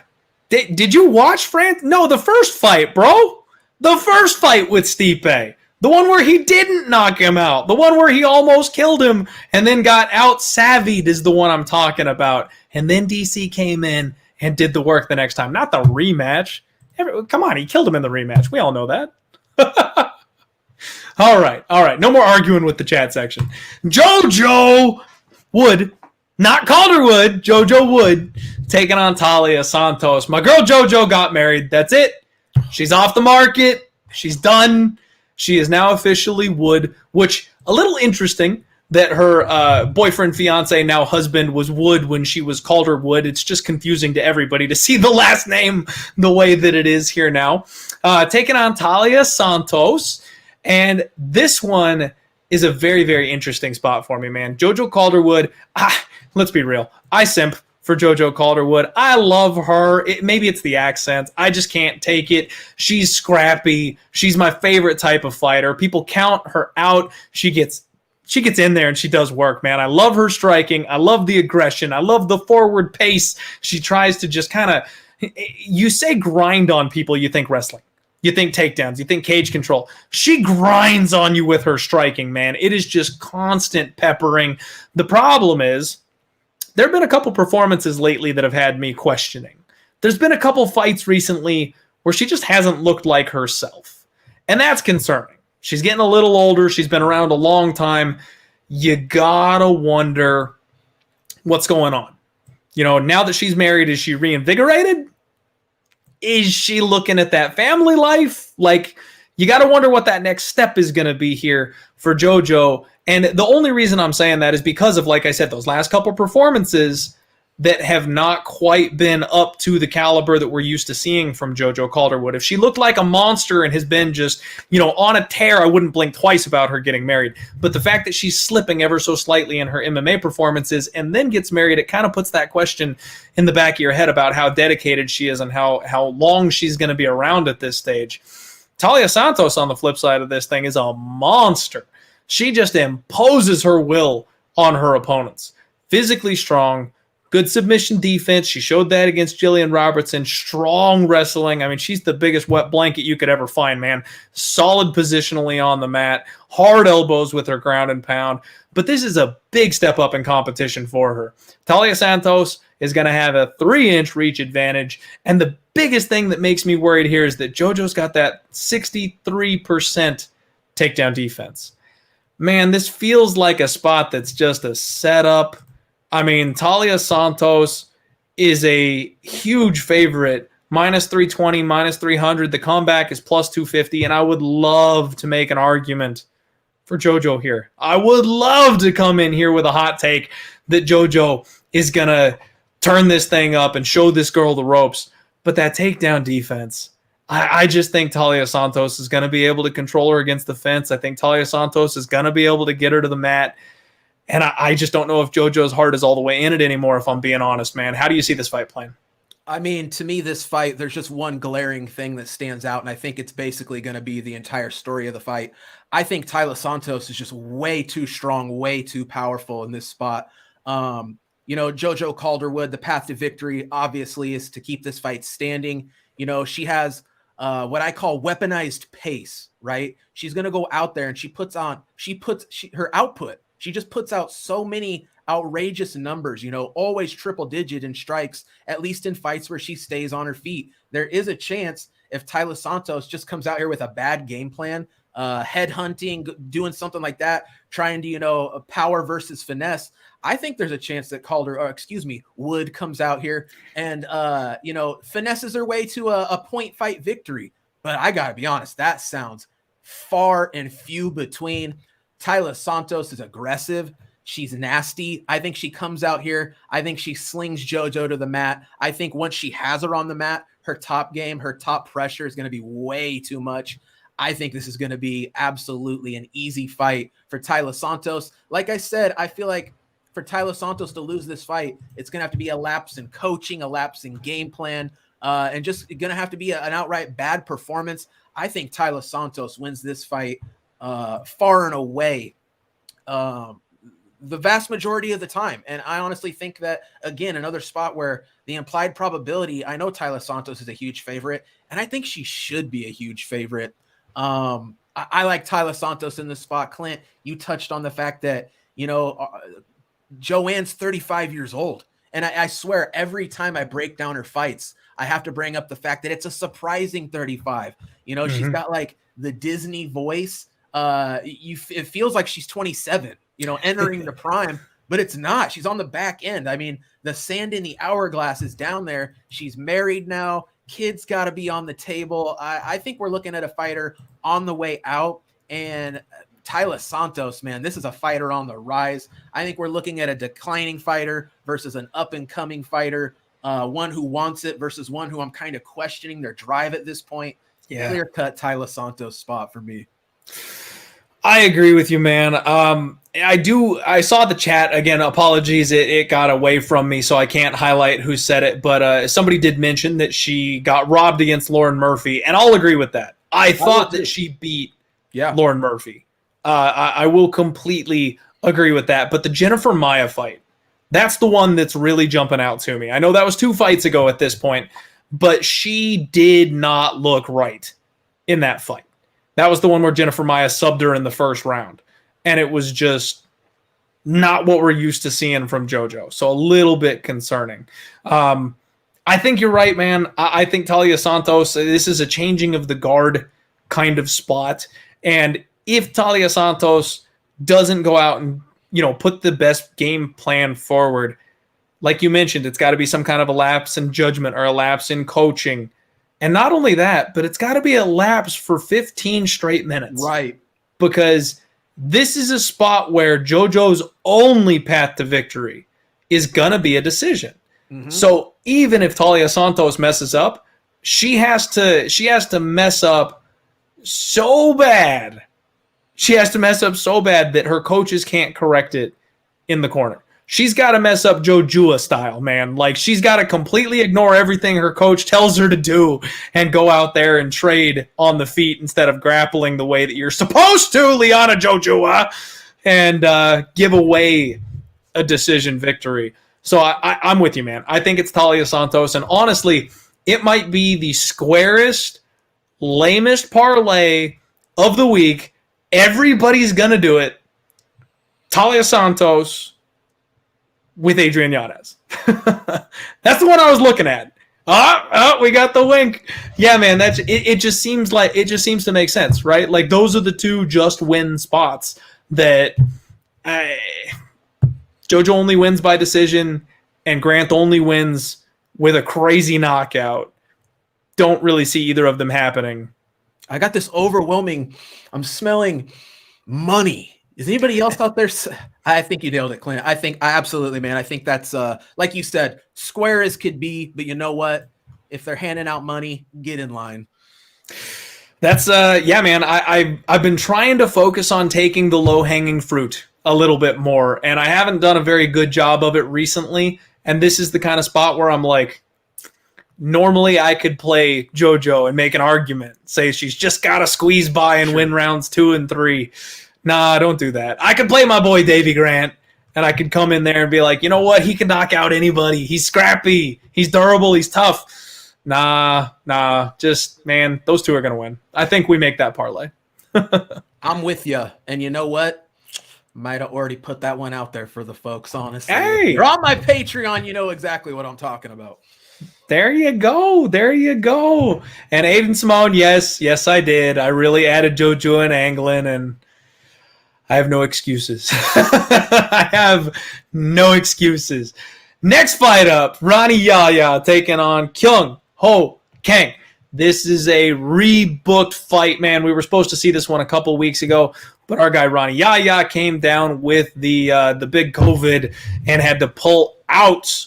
Big question surrounding an aging fighter who's coming back from a COVID layoff. We gotta wonder how he's going to come back from this one. Again, some people get bad symptoms. Some people never fully recover yet. I know it's still relatively new, but we've seen some people with those lingering issues. Some people come back like they never had it. Some people never have symptoms in the first place. So really, we have no idea what's going on with Rani at this stage. But he's one of these Brazilian fountain of youth fighters, man. Like, they're 40 years old and they never look like they skipped the beat. He just keeps doing what he's doing. He uses those heavy power shots to corral his opponents, close that distance, get in close, and set up his grappling. He's got more of a BJJ style than a wrestling style, but he knows how to get the fight to the ground. He's not afraid to let loose on the feet because, shit, if he gets rocked or if he knocks his opponent to the floor, he's fine there. That's where he's most comfortable, is when this thing is on the mat and he's got crazy high-level BJJ down there. Kyung Kang, honestly, man, he's like a bigger, younger Rani Yahya. He's just a little bit more wrestling than jiu-jitsu. Like, this guy is a strong, powerful wrestler, positionally sound, likes to stay on top of people. He's got 11 out of his 17 wins by submission, but you see in his last couple fights, now we got to go all the way back to 2019. He's coming off from a super long layoff, but when you go back to his last couple fights, he has no problem just wet blanketing people when he needs to. So this is a pick'em, and it's confusing. I feel like this is a runaway Kyung Kang spot where he's just going to be too big. He's got a giant youth advantage. He's got a 6-inch reach advantage. Even though his striking isn't my favorite thing in the world, all you got to do is paw a jab out there when you got 6 extra inches to work with, man, and you're going to win that exchange. And then when this thing gets into the wrestling, not many people can overpower Rani Yahya on the mat, or at least so far in the UFC, not many people have been able to. But his wins are all over guys that are no longer in the UFC. So how good is he really? You know what I mean? Like, I don't know. It's a pick'em price tag, man, but I feel like this is screaming Kyung Kang at me. Wow. Yeah, man. a fight that we had scheduled months ago now. And this is a fight. I got so hung up on this fight even months ago. And I'm not kidding you. I was relieved that this fight was called off. Yet here we go again. Of all the fights they needed to rebook, it's this matchup. And there's a reason why these guys are lined where they are. I don't know how. I mean, you could go over every bit of fight tape, every statistic you want. I just don't know how you come out on a confident on any side here. Kang, the South Korean, very highly touted in the South Korean BJJ scene. But, what level is that compared to a Hani Yahya, right? The Brazilian who, that's just the name of his game. And I got to be honest, I think that's what this fight comes down to. And I lean the Hani Yahya side. But how often is it that we see two guys coming from the same background? What do? Fight in a completely different discipline for the entire 15 minutes. And I wouldn't be surprised if that's how this fight plays out. I wouldn't be surprised if both guys get in there with BJJ acumen and slug it out for 15 minutes. And if that happens, I have no idea who's going to win. I wouldn't be surprised if at the end of the fight, anyone has any idea who wins. I wouldn't be surprised if we have a split decision written all over this fight. Again, another one of those rare props that if your book offers, this could be a good one. I'm expecting a close fight. I really don't have a strong lean either way. I'm going to go Hani Yahya. I do think he does have the grappling advantage here. And that's just enough to sway me. But again, of all the spots, man, I'm very low confidence here. And I think we just have so many better spots to actually drop some money. But for pick's sake, give me Hani Yahya. Okay. All right. So again, we find a little bit of a disagreement here, but these lines are so damn close, man. Right. Like you can make an argument for either side here. I haven't bet it. I don't know that I'm going to, but I'm definitely looking at the Kang side because of that height, size, reach, youth advantage. But you can't mess with the Brazilian fountain of youth, man. These guys find a way to just keep on winning. It's what they do. So I wouldn't be surprised one bit if Yahya ends up pulling this thing out. I liked Uncle Weezy's take here, though. The over 2.5. Neither of these guys have been finished in the UFC. Both guys are good grapplers. Totally agree. Because Kang, like I mentioned, man, that position over submission type of shit, he is more than likely not submitting Rani Yahya. The only thing that scares me is the possible improvements. Because Kang is not an old man. Like, we see the finished prospect for Rani Yahya. But Mr. Perfect, he's 34 now, which I know that's a little bit older, but he's been gone for 3 years. So we kind of lost his prime fighting years. He could be a new monster. He could come back with some improvements that we're not anticipating. So that's kind of my only reservation. Bleed, maybe one of the hardest parts about our job is timing the improvements with some of these fighters, right? Oh, absolutely, man. I mean, and that's a lot of this game, it's catching a guy on the decline, having the eye to recognize a guy's not who they once were. And then inversely, watching a guy and saying, wow, the preconceived notions I came into this fight, this guy's really shucked a lot of these, parameters we had previously set. You need to be able to open your mind and realize that fighters can change, can improve and get better, right? And you got to, some of these labels we throw on guys, it should be what they're focusing on, right? We talk about guys that gas in round one. I mean, wouldn't it be a fallacy for this guy's camp, even them as a fighter, just to reflect and say, okay, I have a glaring problem. Maybe I should improve it. Right. I mean, but yet again, if we can see it, the coaches can see it. Right. I mean, you'd hope, right?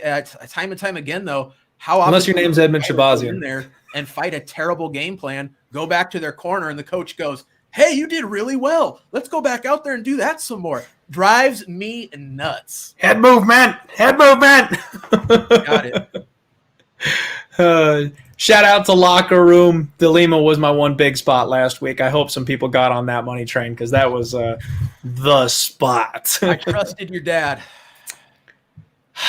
That one, man, the thing that's most frustrating about this game is that sometimes you just see the Matrix. It's just so easy. You're like, I know exactly how this fight is going to play out. You look like a genius. And then your next two fights you get completely wrong. And you're like, why didn't I just bet the one where I was like exceedingly confident and could have walked away with a bag instead I, gave it all back? Like, I don't know. It's frustrating. All right. We are at the co-main event, folks.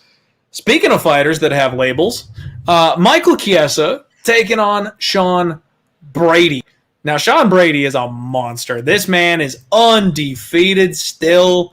Been nothing but impressive. 14-0. And Michael Chiesa is one of these guys, Bleed. I cannot, for the life of me, pick a Michael Chiesa right. In fact, we're going to do a fun little exercise here for you guys. And I'm going to go back over his last, 5 fights. Carlos Condit. Oh, shush. Sorry, dogs are going nuts, everybody. Somebody drove a motorcycle by the house. Carlos Condit. That's my boy. One of my all-time favorite fighters. Love Carlos Condit. It's when Chiesa finally took a jump up in a weight division. He's going to be too small. He's fighting a guy that's a great grappler. Nobody ever grapples with Carlos Condit. Finally, someone's going to give him the opportunity to show what he's got. Chiesa snaps him off in round 2. Diego Sanchez. I left that one alone. Holy crap. Sorry, everybody. The dogs never go nuts like that. I don't know why they're going off tonight. That one we got right. Okay, Diego Sanchez, no way is anybody. I'm not ever betting Diego Sanchez at this stage. But Rafael Dos Anjos, I thought that he would again be able to bully this man, show him the ropes up at 170. Dos Anjos filled out up there. He's been there longer. Nope, he gets mauled. Neil Magny, that's my boy. I have been riding Neil Magny to the bank. He's going to keep this fight standing. He's also a good tall wrestler. He's got great gas. Nope. Chiesa absolutely mauls him. You know what? Maybe Chiesa's legit. Maybe Chiesa's real. 170 Chiesa, he's a thing. I bet on Chiesa. Now Vicente Luque fucks him up in round 1. Like, I cannot bet this man. I am 0-4 on Michael Chiesa. So rest assured, folks, if you're listening to this video right now and I happen to predict that Michael Chiesa is going to win on Saturday, you unload the bank account on Sean Brady because, and you know what? The same is true of the inverse, because if I pick Sean Brady, you know Chiesa is going to show up and have the best performance of his life. So just fade me on this one, and I mean that in all sincerity. Bleed, I don't know what to do here. My brain tells me that Michael Chiesa looked like crap on his last fight. Sean Brady is undefeated. It's a big step up for him, but the man is a monster wrestler, a BJJ black belt, someone who can hold his own on the ground with Chiesa. Probably has a little bit of a striking advantage with that boxing, but Chiesa's bigger. He's got that 3-inch reach advantage. I feel like I lean Brady here, but I also feel like a lot of that is just bias from him losing against Vicente Luque, who's potentially a title challenger in his last fight. Where are you going on this one? Because my opinion doesn't matter for Jack on this one. Well, let me just start off. Disclaimer, Michael Chiesa is also the bane of my betting existence as well. So, I honestly don't know if my opinion carries, honestly, any more weight than yours, because I'm right there with you. The second I try to trust Michael Chiesa, the guy goes out there and looks all-time terrible. And where I finally feel like I got a spot, okay, Chiesa, this is too much. This is too much for Chiesa in a spot like this. Goes out there and just looks great. So, Clint, I'm right there with you, dude. Here's how I feel about this fight. Michael Chiesa. What's the story on Michael Chiesa when we look at this guy's career as a whole?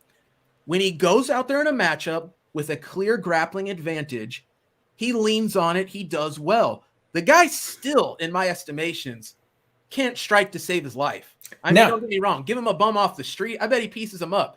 Give him about anyone at the middling to upper level of the division of his division in the UFC, right?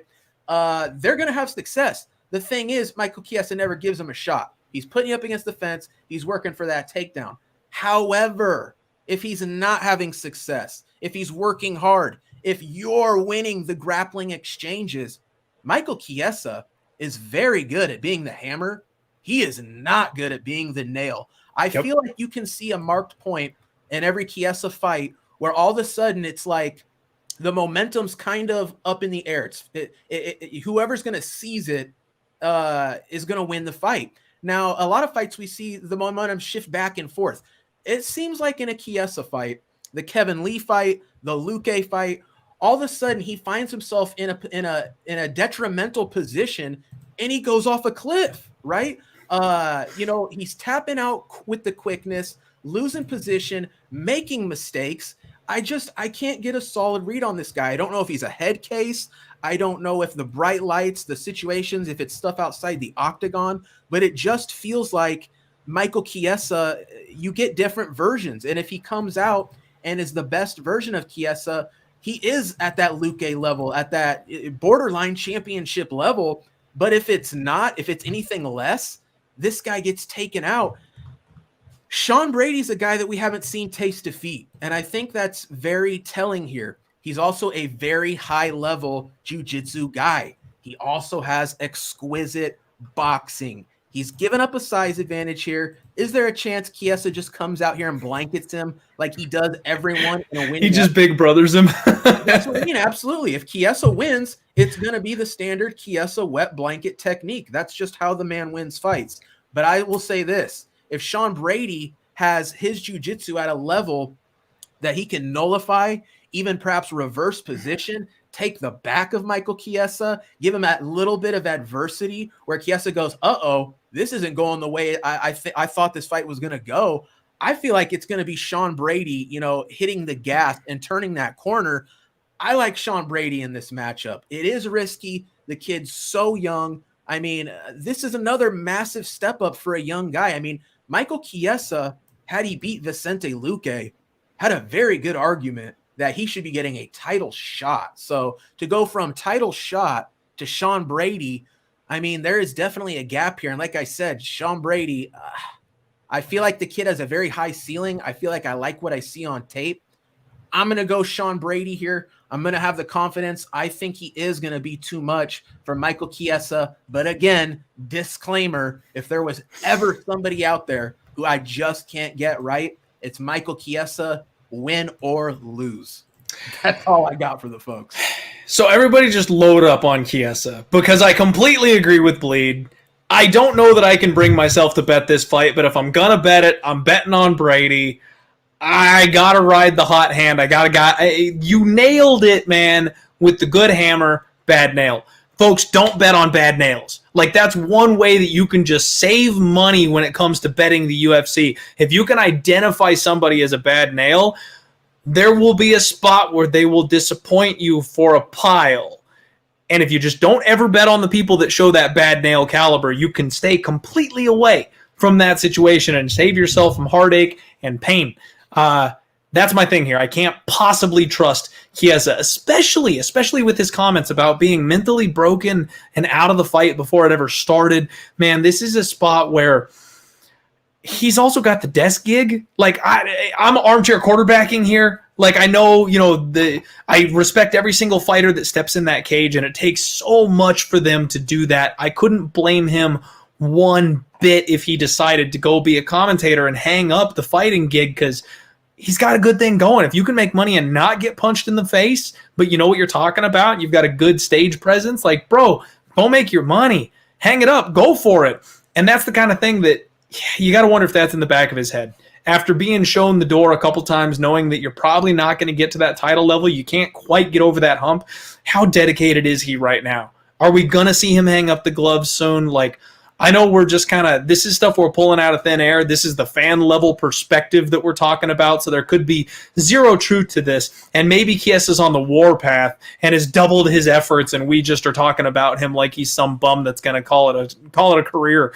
But it seems like that's a path available to him. And if you've already got that quit in you, like we saw in his last fight, Brady's the kind of guy that'll take advantage of that. So yeah, man, I'm going to say Brady. And the fact that we both said Brady probably doesn't mean good things. I'm going to break this curse eventually, Clint. So let's get it this Saturday. Brady. Did you bet it, Bleed? Did you bet on it? You know it. Oh, okay. I promised myself I wasn't going to bet on it, but like if we're going to break this curse, Bleed, we're going to do it together. So I might have to join you on Brady on Saturday, because if we got to get rid of this thing, man. We got to shake the bad juju off of us with this Chiesa curse we got going on. Yeah, absolutely, man. And like I said, though, am I going to be surprised if on Saturday I'm on my knees shaking my fists in the air saying, Chiesa? Not really. Will not be shocked. Me as well. I'm just going to, toss it, expect to never see it again, and hope for the best. All right, folks, we are coming up on the main event. So because of that, of course, got to hear a word from our sponsors first.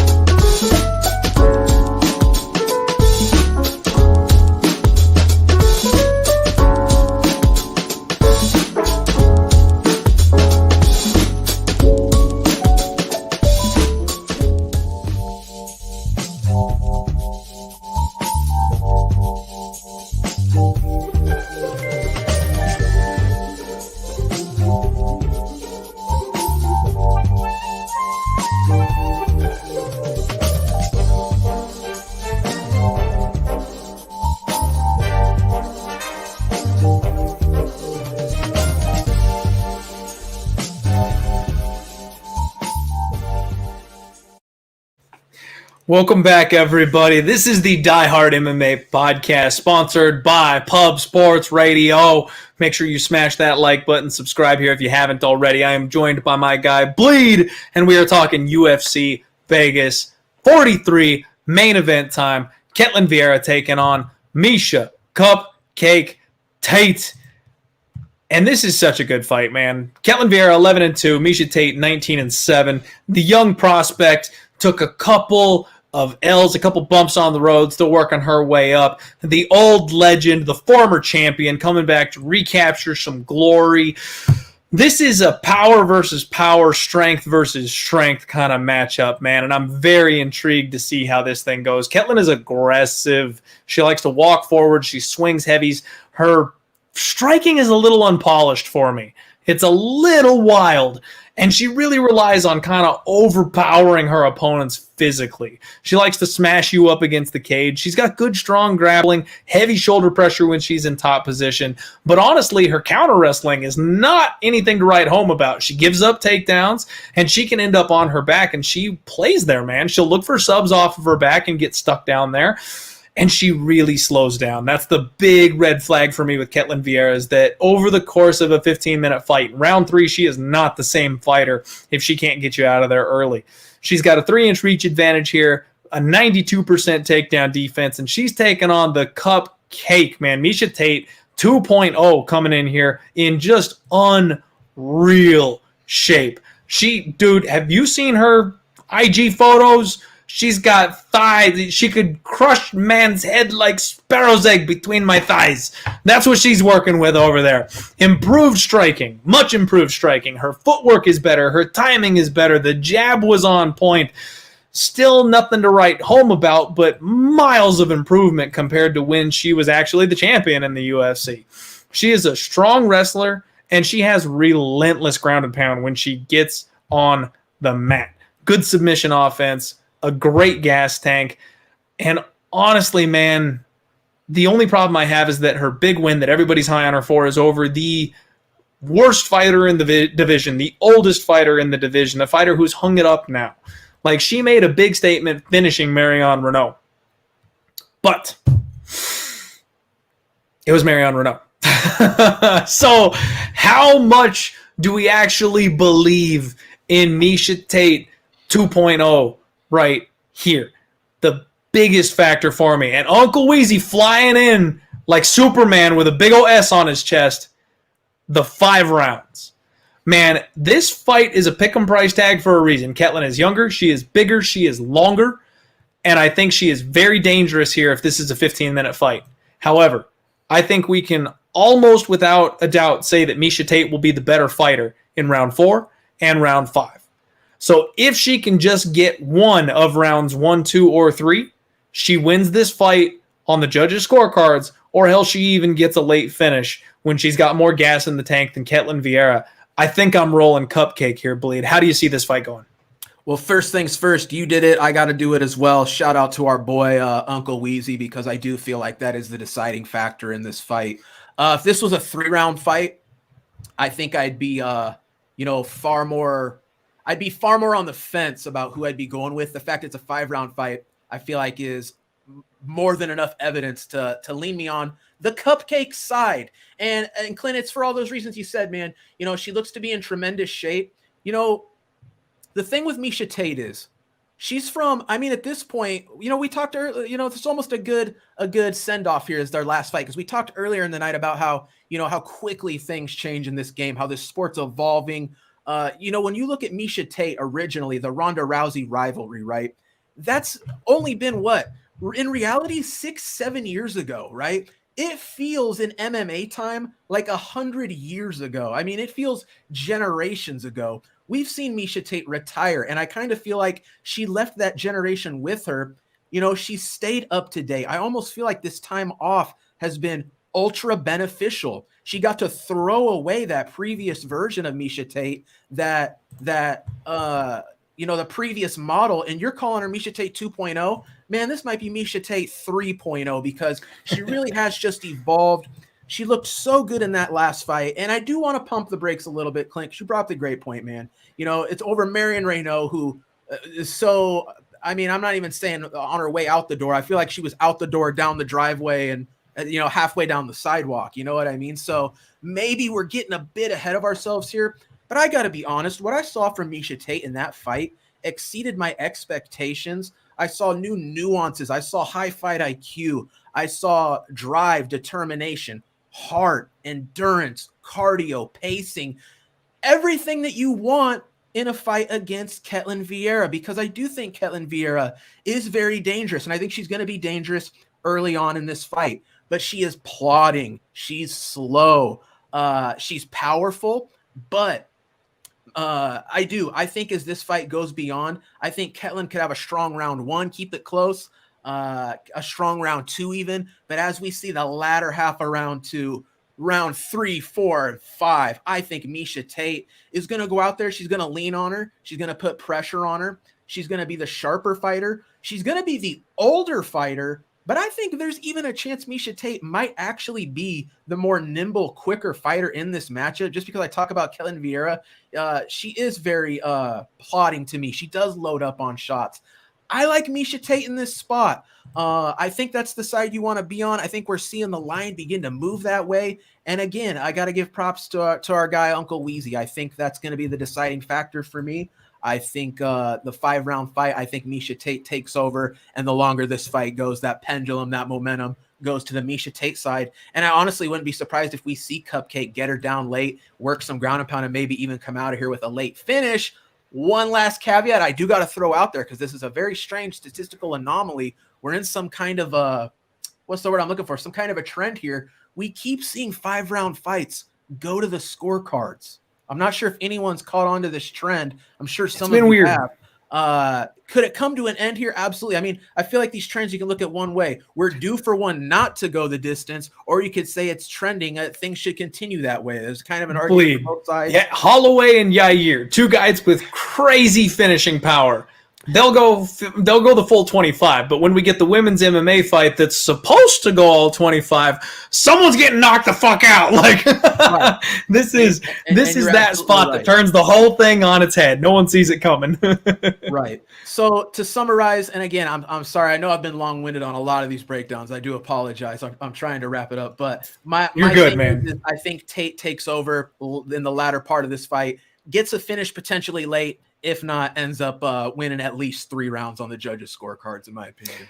I'm there with you, man. I completely agree. This may be a rounds 3, 4, and 5 sprinkle situation for me, because I do think Tate is going to want to continue to be impressive and try and get her opponents out of there, not leave it to the judges. That's definitely going to be an angle that I look at. And you know what? Hey, if you do like the Ketlen Vieira side, if that's where you're going to go, we opened the show with it, Bleed. We may as well close the show with it. Hell, this could be a live betting spot, because if Ketlen Vieira comes out and looks damn good in that first round, you're going to get plus 150 on Miesha Tate. You're going to get plus 200 on Miesha Tate, because she's got to work her way back in. You got 5 rounds. She's going to work her way back in and make it close. So live betting, once again, may be the answer on this main event fight. I got to give a shout out here for the donation, my guy Bloody MMA Bets. Thanks for switching me to Andrea Lee last week. Switched from 250 loss to 200 profit. There you go, Blood Money. Love hearing that. Unfortunately, I didn't have the balls to actually play Lee myself. I'm glad you made some money off of the read. That definitely is always the goal. Makes me feel good. Glad to hear you put some money in your pocket. Uncle Weezy saying Tate round 3 is 20-1, and round 4 is 28-1. 25 and 5 is 35-1. Those are the kind of numbers I like talking about here. Let's go. That's the read, folks. We agree on the final fight of the card. I love hearing that. Bleed, thank you so much for joining me on this show, man. It was fun running it back with you and chatting about a fight breakdown with you. We will definitely have to do it again. I know you've got some awesome stuff going on with your Patreon. The floor is yours, man. Tell the people where they can find you, what you're doing. Feel free to shout out anything you want at this point. Absolutely, man. Well, first things first, make sure you subscribe to my YouTube channel, Bleed MMA. Yeah, man, I've been on a pretty tremendous run. I feel like I've got a really solid read on fights lately. Kind of have really dialed in my formula to, crank out some profit on a week-by-week basis. Other than that, man, follow me on Twitter, all that good stuff. I do have a Patreon if you want to join it. Feel free, no pressure. Absolutely. I make it super affordable. Hey, man. Appreciate the platform, Clint. Absolutely. Shout out to everybody on Pub Sports Radio. Shout out to the diehards in the chat. I see a lot of folks, that I see regularly on my channel. Thank you guys so much for showing up over here, supporting my man Clint. He really is. I'm going to go ahead and say it, Clint. You're the NMF of the prediction game. And, man, we need some of that positivity, man. So, absolutely. Thank you for having me on the show, Clint. Love to do it again, and can't wait to come back. And let's cash some tickets, folks. Everybody's looking to have a big bounce back week. Let's make some money and have some fun doing it. Hell yeah. Thank you, Bleed. I appreciate the kind words, man. I appreciate it. And honestly, I say it time and time again, this show would be nothing without the fans. I'm just some dad bod that's a fan of MMA and gambling, and I started a show, and you all made it what it is. You all tuning in and listening and hitting that like button and showing up every single week to talk about fights with me. You guys are the reason that this show has gotten to be where it's at today. And honestly, man, it's part of the reason why I love having people like yourself, my friends in the Twitter sphere, fellow handicappers and content creators, bring them on the show to talk to people because I didn't build this thing myself, man. I got very lucky to be where I'm at. I work my ass off. That is no lie. But there are so many good, great personalities out there and much better sports bettors than me, like yourself, man. You've gone on an absolute tear lately, and the people need to know about Bleed. So I'm happy to help share a little bit of that. And I hope everybody goes and gives my guy a follow. Make sure you check him out. Thank you all for showing up. I would love to leave you with some kind of a heartfelt, warming message, but I think just thanking you guys for all the love and shared success really was enough already. You guys really make this show what it is today. So appreciate each and every one of you. Make sure you go out there, have a good week. And it may sound so simple, but treat others the way you want to be treated. That's going to definitely help improve your sphere. It's hard sometimes. We all get stressed out. We're getting to the holidays. It's one of the hardest times of the year for some people, whether you're in a good situation or a bad situation, doesn't matter. We all get stressed out. Try to remember we're all in the same boat together. You seriously surround yourself with the kind of people that are going to treat you right, and your world is just going to vastly improve. So be positive. And like my guy Frank Jourdain said, let's fuck those bookies up. Let's roll, everybody. Let's go. See you next